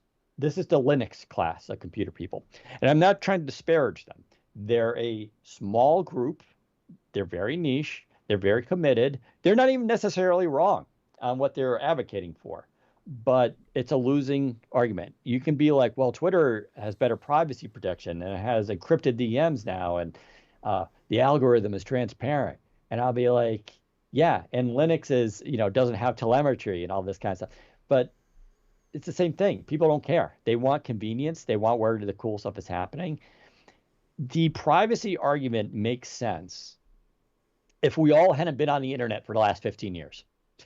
Like, if you've been on Gmail for 15 years now, I think it's about 15 years old, and you've used Google products, you've used Android for the last decade, and you're just on the internet, you have passwords, you have logged into websites, you've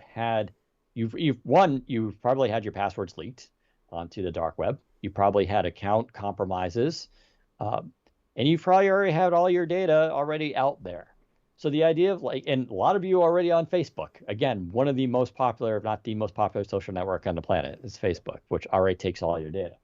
So you're already there. Your data has already been monetized and out there. So what's one more app?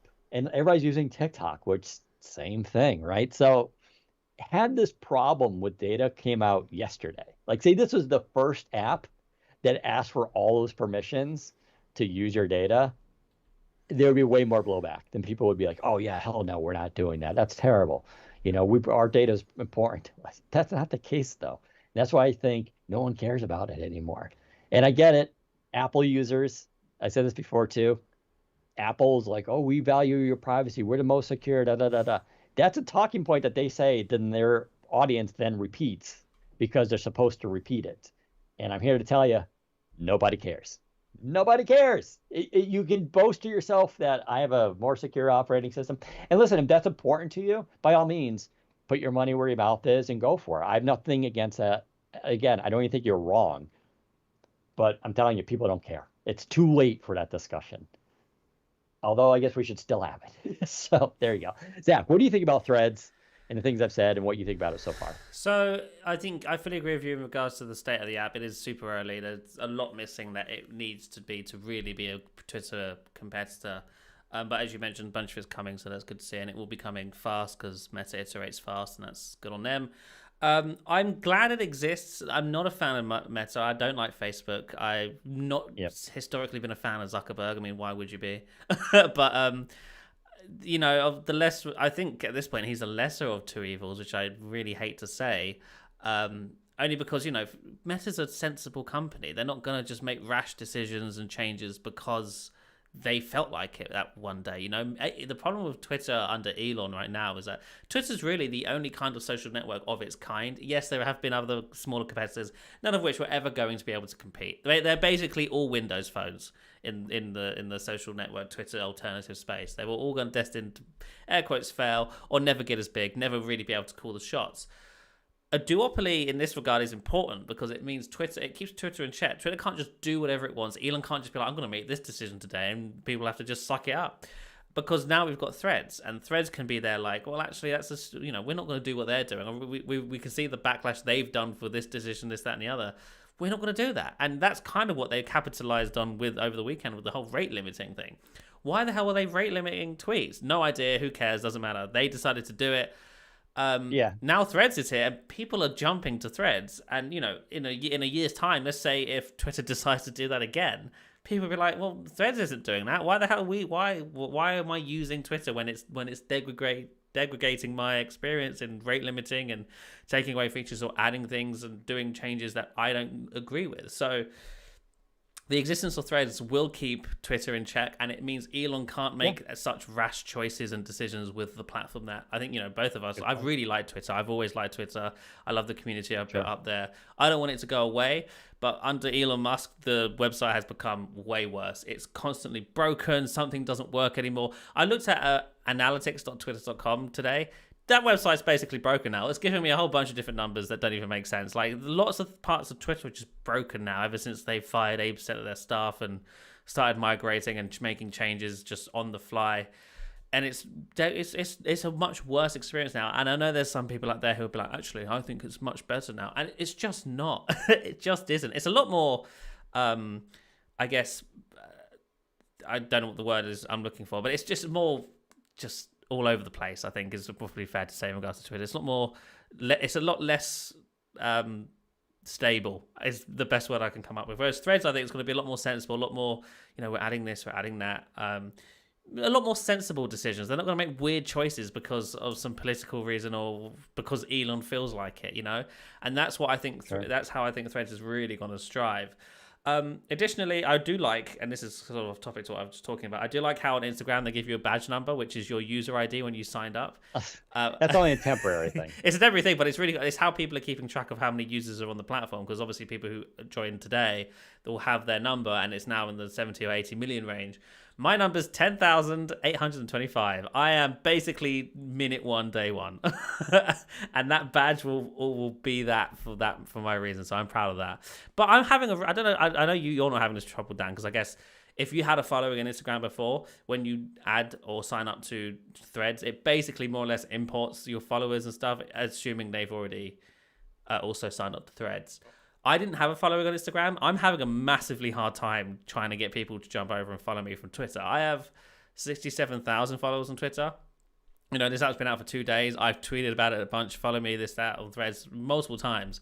And I only still have 900 followers. I'm seeing a terrible conversion rate. I don't know why. I don't know if that's because my followers don't care about Threads or if it's because Twitter's suppressing. I genuinely don't know. I tried to do an experiment earlier to see if, because you can see like view counts on tweets now. If I mentioned Threads or included a link to a Threads profile, would that tweet do worse than other tweets I'd make throughout the day? And honestly, I think it did. I don't know if it's the time, because I did it sort of 12ish midday in the UK. Maybe that was part of the reason. I don't know. But for whatever reason, nobody wants to follow me on Threads. So I would give it some time. I'm up to 2,500 followers at this point. But I had a pretty large Instagram following, despite the fact I stopped using it like almost over a year ago, I believe. But yeah, it'll take a little while to grow and get out there. Yeah, and for people wondering, we're both on Threads, so mine is just the same as Twitter. It's at Daniel_Rubino. So it's no different there. And Zach, you're same as well. Yeah, same username everywhere. Yeah, yeah, exactly. So at least it's convenient. And Windows Central's on there too, by the way. I did create a Windows Central account, so you can go and use the Windows Central at Windows Central. We're slowly starting to post stories there too. We had to do it manually, so it's a little bit more tricky, but we'll be trying to do that. Yeah, I think competition in the space is really good to have, and you're right. Hopefully this will keep Elon on his toes a bit more. I don't. Yeah, go ahead. I was going to say we should briefly mention the fact that he's a little bit salty about the whole thing, and now he's attempting to sue Meta for basically. Well, he threatened to. Yeah, but this is like he's like Trump, where it's just sort of like someone does something he doesn't like, and like I'm going to sue you, and like he said that, and I'm like, I just want to be like, yeah, how'd that go with Microsoft? Because he said he was going to sue Microsoft for scraping Twitter data. Like, how's that lawsuit going? It hasn't been filed, of course, and this was a letter that was sent to Meta. It was basically saying that you guys hired a ton of our ex-employees. How dare they? After he lays off 80% of their workforce. Just like, I don't know. That's just hilarious to me. And they're like, you better not be using any of our proprietary technology because, that's patent infringement, and we're going to be mad and sue you and all that kind of stuff. So make sure you save all your documents because you took too many of our employees. And it's just like, that's not really how any of this works. First of all, they can poach employees all they want. What you can't do is someone can't be poached and go to another company, and then they go back to their old company and try to get people to go to the new company. Like you can't have like insiders doing that kind of thing. You also can't reuse code. That's the other thing. Like I think they're like, yeah, you've basically been using our algorithms on this, that, and the other. I don't think they have. I really highly doubt that they've been using the same and code. That's the funny thing. Facebook literally has a patent on the concept of feeds. Right. Oh, geez. And they bought apparently a bunch of patents from Microsoft on social networks. And so Facebook actually has a lot more patents in this regard than Twitter does. And so if anything, they could probably countersue Twitter for infringing on their stuff. Right. So the whole thing is stupid. This is what Elon does. And he has no money to sue anyway. Like, let me just be honest here. Yeah, he broke. paid $44 billion for a social network that was not absolutely worth $44 billion. By his last estimation, it's worth now less than $20 billion, which is hilarious that like less than a year, you devalued the company by half. It's just getting worse.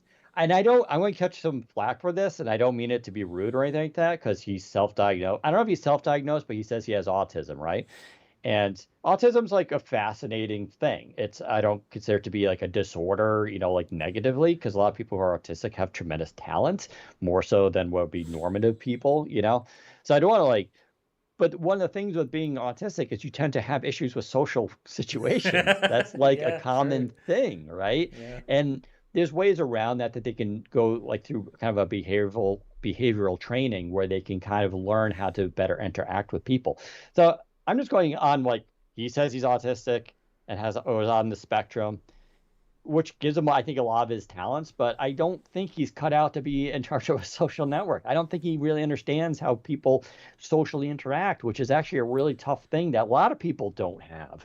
You have to have high levels of empathy. I don't think he has high levels of empathy. In fact, we'll find out, right? Because there's the famous biography coming out on him in the coming months, done by the guy who did, I forgot his name, really famous biographer. He did the same biography for Steve Jobs. Oh, wow. And it's kind of funny that anyone would let this guy tag around for 2 years to document your life, because he tends to show, and he's already hinted at this, that a lot of these geniuses and people we hold up on high platforms tend to have really dark sides. Yeah. And he says Elon has a very much a dark side to him. The way he just flashes into people and everything. Steve Jobs was famously terrible with his daughter. That's a famous thing. And, ignored her and all this kind of stuff. And it was just had a really bad relationship. And he was terrible with a lot of employees. So it's not like these people are, great. But they're great in certain areas. But they're just like humans. They have faults in others. I think, and I've always said one of the strengths of being a really good human and being smart isn't necessarily just knowing stuff and being good at something. That's part of it, right? Being smart is also knowing what your own limitations are and working around those. That you acknowledge the fact, I know this thing, I'm not good at this thing. I'm going to hire other people who are good on this thing and kind of rely on them to do that for me. It's how I run Windows Central, literally. I've said this before, I didn't know Windows as much as Zach did. So I could either learn it or I could just hire Zach. I didn't know gaming as well as Jez did. I could learn gaming and pretend, or I could just hire Jez to do it. I don't think Musk is very good at knowing what he's not good at. / I think too many people are in his ear telling him that he's the world's smartest man. He's a genius. He's the smartest business guy in history. He's when you have people constantly telling you that, you start to believe it after a while. And you're like, yeah, I can do anything, right? I am Tony Stark. And I think maybe that got to him. And he's like, I just don't think he knows his limits on this stuff. And I don't think he's ceding control to his new CEO. So I think this is, going to be kind of an issue here. And ironically, Zuckerberg is supposedly, I believe, also on the spectrum. But I think he's delegated this stuff to people who are better at making these things. Yeah, that's what I meant earlier when I was saying, he's a lot Meta as a company is a lot more sensible, because they do delegate and they do have heads for different departments in charge of everything. So with Microsoft, could you imagine if Satya Nadella was in charge of everything Microsoft did? Like he was the boss of every org and stuff? That would be wild. He would be so stressed. He wouldn't be able to do anything ever. Yeah, right. Like in charge of Surface, right? Yeah. Like he's just going to push, Panos out of the way and be like, no, let me tell you about design. Yeah, that thing you've been doing for the last, 30 years. I'm going to tell you how it, as the cloud guy, let me tell you how hardware should work. Yeah. Right. No, it's a good example. Right. I don't know. It's a fascinating situation. That said, it's funny because even on Threads, I'm finding myself just kind of burnt out in general on social media. It is even a lot. on Threads. I'm like, I don't know what to say. Right now, I'm just I'm one of those people. Yeah, a lot. I'm just I'm not one of those people who likes to necessarily overshare. I know I talk a lot on the Oh, podcast, but that's kind of the you know point. what? That's actually a But I great point. What you were just saying there about how, you don't know what to say. I think a lot of people have that problem, which is why Twitter was always the sort of smaller social network. It only has 200 million users yeah, versus all the others that have billions and whatnot. I think Facebook got its name because it was one of the air quotes, one of the first, MySpace face, but that first generation, Facebook won, sure. and so everybody was on Facebook.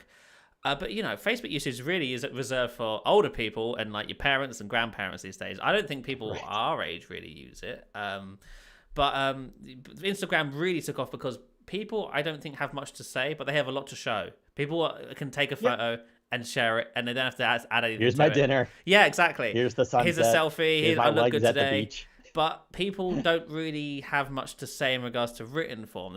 Nobody really wants to share their thoughts on something. Or a lot of people don't think people want to hear their thoughts as well, which is the correct Yeah. thinking, by the way. Nobody wants to hear what you have to say. You're right.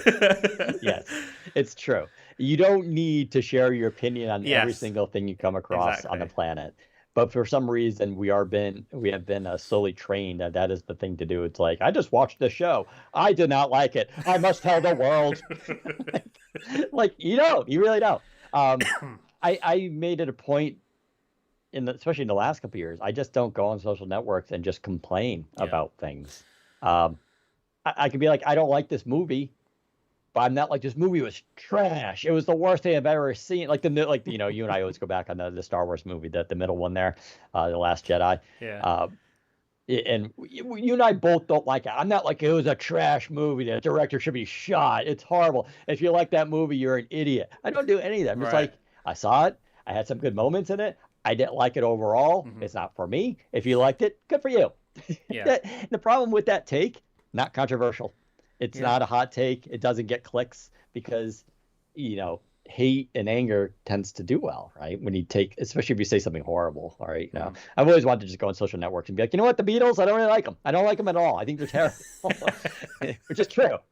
But I also acknowledge, I think they're probably one of the greatest bands that's ever been. And if you Yeah. like them, that's great, right? But if I went out there committed to that position, I'm sure I would get dragged, Yeah. but it would be very popular. Yeah. Right? Now, to be clear, we're not saying you can't be critical. Being critical is totally fine. When Microsoft Yeah. ever makes a product or announcement and it's kind of weird and doesn't work well, it's totally okay to be critical of things like that. But being hateful and just Sure. unnecessarily just bad mouth is unnecessary. Hyperbolic. Yeah, that's a big no-no. But the reason why, again, like Twitter being the smallest social network, I think it really found its niche because it is that scenario where you're a fan of something or somebody and you want to keep up to date on what they're doing and you can engage in conversation with them. So it's rarely are you Yes. tweeting at somebody. You're usually replying to something a creator or somebody has already put out there, and that's how conversations happen on Twitter. Rarely do people who don't really have a following on Twitter make tweets that are like, oh, I want people to reply to my tweets because nobody's going to see them, right? You're more often than It's not true. replying to other people, and that's how that works. Whereas on Instagram, it's like, here's a picture of me.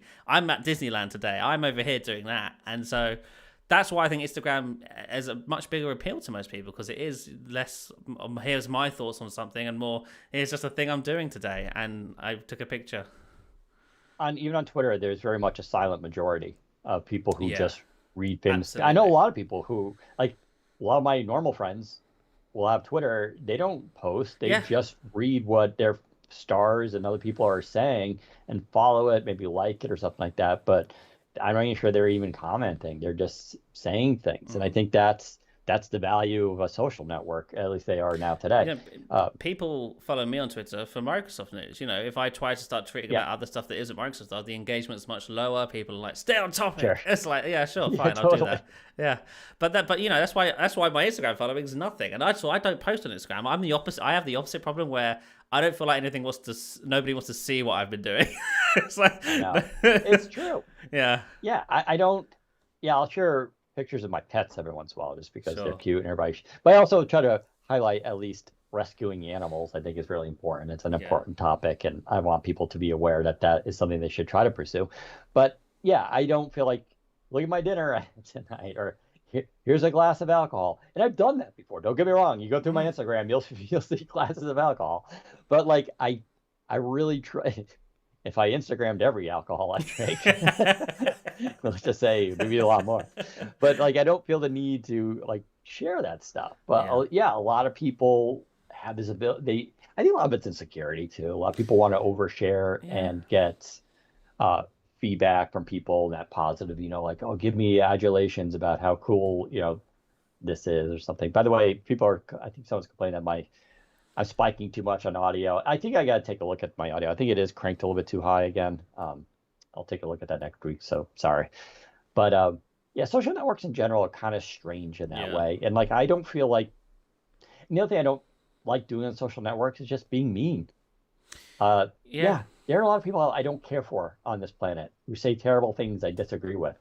I don't feel a desire to go and tell them that they're an effing idiot and like degrade them as a human being. Because I don't see that's just like how's that change anything? And plus, I guess just the way my mom raised me. She's like, I used to be like, as a kid, I'd be like, I hate that. She's like, don't say you hate something, say you dislike it. And it's like it's kind of corny, but it's kind of true. Like hate really implies like some irrational, emotional disgust at something. That it's so bad you can't even control it. It's just it's visceral. Whereas a lot of things is just like I just don't like it. So I just don't like being mean to people. I don't like making fun of them. I don't care if they're someone on the other side of the political spectrum. I don't like making fun of the way they look.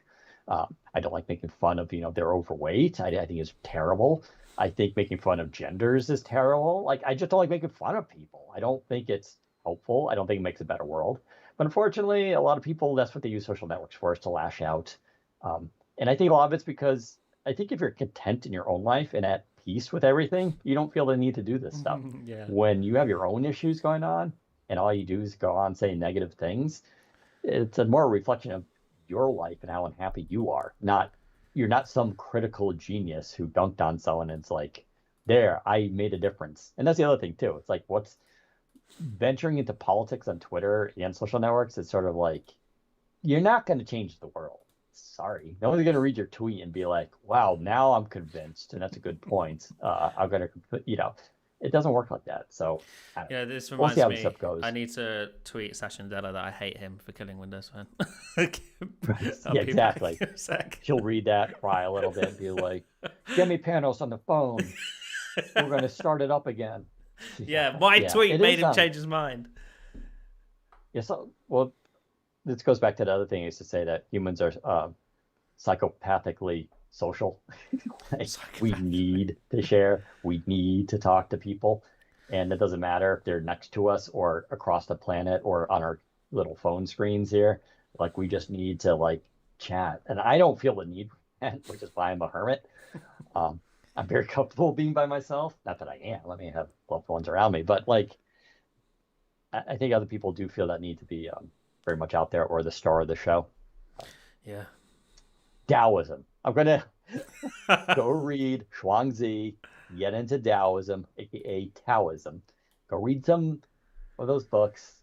You'll be at more of a peace of life, and you realize a lot of stuff in Western culture is not very good for you. Come back to me with your social network theories. I don't know. I'll be curious if Threads, if it really. I don't know if it's going to like displace Twitter. It may be a No, while, no, I don't think it will. but it's going to I live think side it by will. side. I think they will be rivals, and that's good for competition. I think it will keep everyone on their toes, and everybody will have to cross post forever. Yeah, and someone was mentioning that like that's what's going to happen is people are going to cross post content across all these different networks, and none of it's going to be like really amazing. It's all just going to be it'll be very all unoriginal because it's all catering to the same thing. Um, yeah, so I don't know, there's some problems with it. We'll see, I guess, how it does. It is unfortunate, I would say, that it took a company like Meta to Yeah. do this, but again, it's about scaling. You can't release this. We're done in that age of like 2003 with the internet where you could release like a small app and let it grow naturally over a couple of years. Like that doesn't seem to be the case anymore. Like everything is fast and you need to just scale up right away. And unfortunately, people are like, well, what about Spoutable? I'm like, yeah, what about Spoutable? If you don't know, Spoutable is another social network. Um, it's very hard for them to compete. And I don't know, it's fascinating stuff. But I think we'll wrap it up there. So, um, thing of the week. Oh, I got a couple movies. Oh, actually, first of all, I have three movies to talk about. One, finally saw John Wick 4. Um, did you see this movie, by the way, Zach? I've not seen John Wick for no. It's fine. Okay, okay, good. I like the movie. They're like visually amazing. Like the cinematography. I want the whoever my best friend was saying how whoever the set location person was should win an Oscar because the sets that they find are just absolutely bonkers. It did some amazing cinematography. It's a beautiful looking film. It was 2 hours and 48 minutes long, Wow. which is just a lot. Yeah. And I was just like exhausted by the end of it. It was an interesting story though. I enjoyed it, but like I said, it's a very long movie, a lot of commitment there. Uh, Two other ones I can definitely recommend a little bit more. I finally saw Gattaca, which I know came out a very long time ago. Very good movie. It's basically a mystery film noir, but around DNA technology, obviously. And it's kind of a dystopian kind of future. Uh, really good film now. And keeping on the Ethan Hawke trend, I watched a movie I never heard about that came out in 2014 called Predestination. It's another mystery movie that involves like a bomber who's blowing up things, but also time travel. Oh. And it has like the central plot to it, which unfolds during the movie, blows your mind. You're like, wait, what? Oh my God, really? Okay. Um, so Predestination, go rent it. I'm not sure if it's streaming anywhere, but it's $3.99. Go rent it. If you're into sci-fi, that doesn't require a huge budget and special effects, but it's more conceptual sci-fi. Predestination is really good. I still say Gattaca is really good too, though. So maybe watch both and you'll be really satisfied. I'll also say Facebook, as much as we're talking about it, and much as we don't like it. I did have a Facebook account, and then I did a what do you call it? Not delist it. Uh, what do you call it when you don't delete an account, but you kind of put it away? Deactivate. What's that word I'm looking for? Yeah, deactivate. That's close. I did deactivate it like in 2018. And then I was like, wait, this is like a year or two ago. I was like, well, maybe I'll get on there. I do have a lot of high school friends who I'd like to sort of kind of keep in touch with, or at least see what they're up to, or let them at least know I'm alive and around. um, but I couldn't get it into my account because the code, the authentication code, was in an app that I probably didn't have on an old phone that I just didn't have anymore, and I couldn't get in there. And all despite all my attempts over the last year to get back in, sending them photos of everything, they just never responded and never took care of it. I noticed with signing up for Threads, you can link it. Obviously, it's linked to your Instagram, and then your Instagram could be linked to your Facebook. I was able to do that, and they gave me for the first time in the option in the, I think it was the Instagram app. It said, your Facebook, which is linked, is deactivated. Do you want to reactivate it? I'm like, yeah, actually, that's kind of what I want to do. So I just touched a button, and it's like, all right, it's active again. I'm like, cool. I still couldn't log into it though, which was funny. So then I went through the process again, sent them a picture of my license. Zach, within 24 hours, I got an email. We confirmed your identity. Here's a link. Here's a code. You can get back into your account. I'm finally Wow. back into my Facebook account. It's amazing. It's like, wow, they actually hired someone there to take care of that stuff. Not that I'm going to use Facebook a ton, um, but at least I can go in there now and read any messages I got or Yeah. anything that's happened. So that was kind of cool. That's my thing of the week. Zach, you got anything? Yeah, I watched a movie. No, it's not a new movie. It came out in 2019. I watched a movie called The Platform, which it's a Spanish movie. Oh, Jen Gentleman always talks about this one. Yeah, The Platform. It's a Spanish film, so it's a dub if you want to watch it with an English dubs, but you can watch it in Spanish if you like with subtitles. Brilliant. I don't want to spoil it, but basically the premise is man wakes up in a weird place and every night you go to sleep you wake up on a different floor. Like you can look up and down, there's hundreds and hundreds of different floors, and during the day a platform comes down with food on it, and that's how you eat to live and stuff. Now depending on how far up or down the tower you are, that platform will vary in how much food is on it. Yeah, that's the premise of the film, and I thought it was great, so recommended watch on Netflix. Very cool. Yeah, I do want to check that. As I said, Jen Gentleman, most of you know her on Twitter. She works at Microsoft. Um, one of the most friendly human beings you ever meet on the planet, partly because she's Canadian. That's my theory, but also super nice. But she's been telling me to watch that movie for a while, and I've been meaning to. So good. Glad to hear that you liked it. But yeah, cool stuff. Anyway, I think that wraps it up. We'll do Q&A with the audience now, for the live audience at least. If you're listening to this recorded, of course, you don't get to hear that, but you can join us every Friday, 1:30 p.m. Eastern time on our Windows Central channel at YouTube and watch the live broadcast there, join in the chats, and have fun with us. You can also go there and rewatch the old episodes as well. As always, follow me on Twitter, Daniel_Rubino, Rubino. And same address is on Threads if you'd like to find me there, which I'll probably try to post more to because I too would like to kind of get away from Twitter. Zach is also at ZACBOWDEN, also on Twitter and Threads. And as he noted, please, please, please go follow him on Threads. He's desperate for you to follow him. And you can also follow us at Windows Central on both Instagram and Threads and Twitter. So there, leave us comments, tell us what you think. As always, thanks for listening, and we'll talk to you next time. Take care, everyone. Brilliant. So yes, if there are any questions, now's the time to ask them. If there are not, we will say goodbye. I'll in a little while I'll repost a thread. They tell you how people are joking around the threads.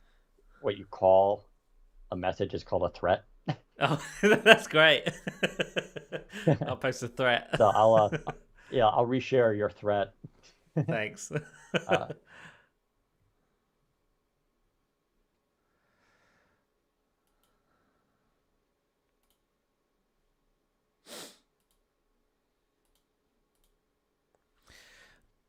When will the Manscaped ad read be back?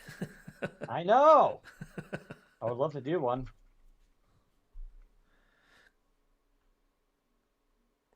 Could the Microsoft AI model write a summary of a book if its only source of information were the book itself?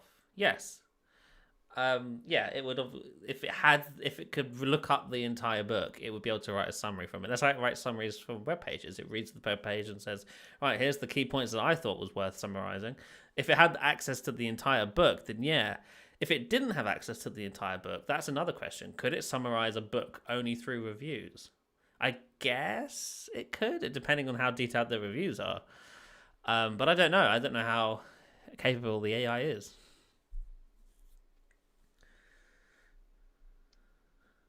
Meta Verified is a paid service, but they actually do some verification like government IDs. Twitter Verified, yes. I was actually going to make this point because, believe it or not, I'm actually even thinking about doing the Meta Verified thing for that reason. Yeah. Yeah, to clarify what we're talking about. Yeah, Twitter verification, what I had a long time ago was legit verification. I had to send in my license and information and all this kind of stuff, and they verified my ID before I got that blue check mark. Now, Twitter Blue is not verification. It's you're paying just to use Twitter and you get a check mark, but there's no ID verification, meaning you can have whatever name you want on your Twitter account. When you were verified, you couldn't change your name. That was the agreement you had, that was your name that showed up on your account. And if you changed it, they could take away your blue check. But Meta had introduced their program, which is also pay. I think it's also more expensive. I think it's like $11.95 a month, but it works across Instagram, Facebook, and now Threads. But they do legit, yeah, you send them, just like I had to do to unlock my account, a copy of your license or your passport or government ID. And I believe within about 48 hours, they verify you, and then you get a blue check, whatever it is that they do on there. I think it's a blue check. But yeah, it's a legit verification system. I'm leaning towards doing that. I don't like paying that much money per month, but I support their methodology way more than Twitter's. It'd definitely be worth it. I'm one of those.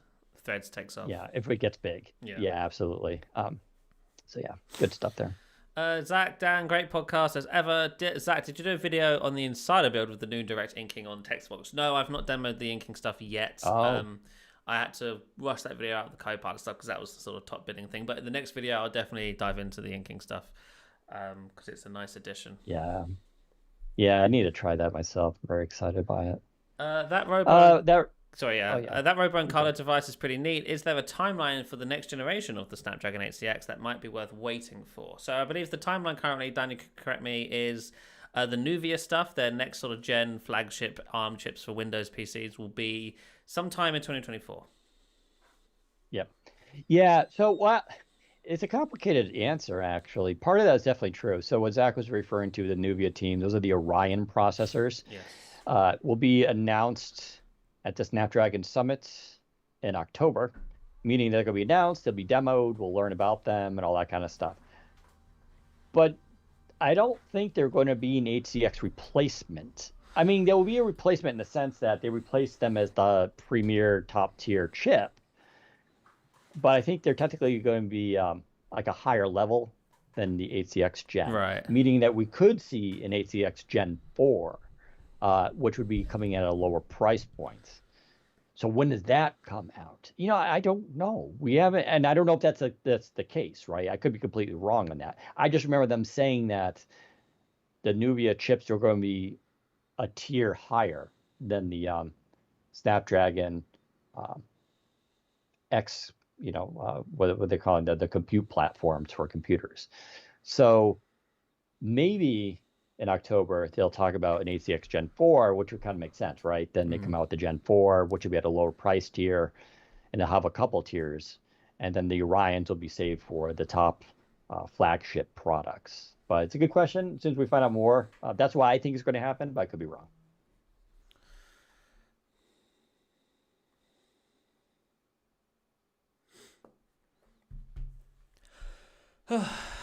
Dear. Dear. I'm ready for the weekend. Any more questions? Now's the time to put them in the chat. Otherwise, we will be heading off because I am hungry. We've not had dinner yet. It's 8:30. Did you say half past? Did you say like 7:30, 6:30 in America, or is it like 8:30? Did you say that? 8:30? Just usually say 8:30. Really? Okay. You could say though 8:30. Okay. But yeah. Would you just say half past without the number? If we all knew we were on the same hour, sure. Sure. But yeah. I don't think it's people say that as much as What about just as half often 8? anymore.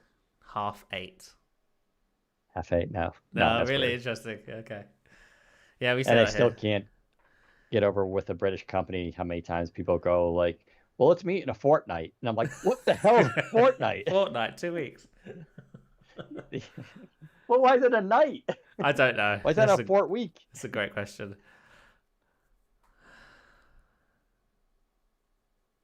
Yeah, we really shorten that. Half something is quite common here. You say 9:30, 4:30. Oh, that was weird. I'll have to remember that next time I come to UK. Yeah. No news on the APK deal so far. No. Oh yeah, we didn't talk about that. Well, there's Yeah. nothing really to. I kind of. Well, Go on. I think they're expecting. I know we're expecting a decision. Yes. Could be today. Oh, really? So- That soon? Okay. Oh yeah. We have stuff pre-written. You didn't see that? Jez pre-wrote 2 Both. articles. Yeah, one, no. one it's approved. One it's not approved. Yeah. Yeah, I kind of wanted to wait until we had the answer before we discussed that whole thing. Because I know last week they obviously did the hearing and stuff, and quite a bit of info came out in regards to how Microsoft runs Xbox as a business and how Sony views it as this, that, and the other. And I thought it'd make a good conversation once we could cap it off and be like, and the deal is done or not done.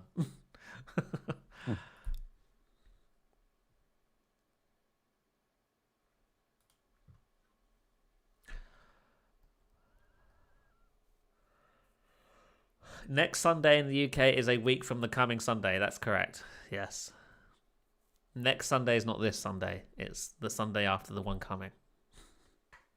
Yeah, I assume that was the case everywhere. that's it. Yeah, I wouldn't say like, yeah, let's meet next Sunday, meaning this coming Sunday. Right. No one does that here.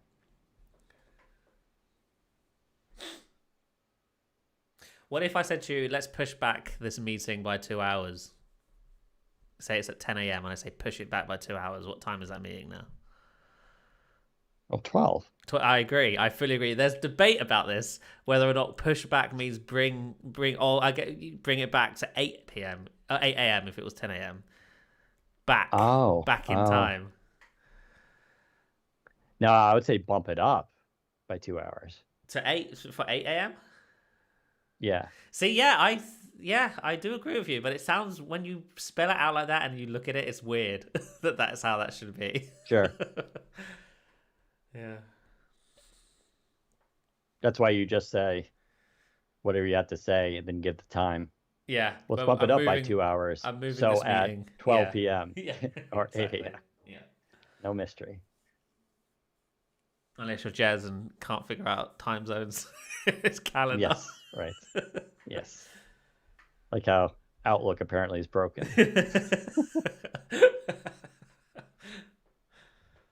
All right, last call for questions. Last call for questions. The Barbie movie, yay or nay? I have not even seen the trailer for it. That said, that has oh, what's his name now? I can't remember his name. Ryan Gosling It in it. does, yeah. And like, I'm not quite a stan for Ryan Gosling, but I really like Ryan Gosling. So maybe. No, whatever movie he's in, like that tends to be a good movie. And he does comedy pretty well too, which is actually really funny. Yeah. Even in Blade Runner, he had some really dry humor bits. And then he did that movie with Russell Crowe a couple years ago, which is really funny. Are you gonna see Oppenheimer? Oh yeah, yeah. The Nice Guys. If you haven't seen The Nice Guys with Russell Crowe and Ryan Gosling, definitely watch that. That was a funny movie. Yeah, and yeah, I mean Oppenheimer definitely. What's the name? He's a great director. Yeah, So, Christopher Nolan. yeah. It's supposed to be like the reviews for it are pretty fantastic. So. All right, with that, I think it's time to head off. Thank you, everybody, for tuning in. We'll be back next Friday. Follow us on Twitter, we'll keep you updated. Follow us on Twitter and Threads, and we'll keep you updated when we go live. But until then, we'll see you next time. Bye-bye.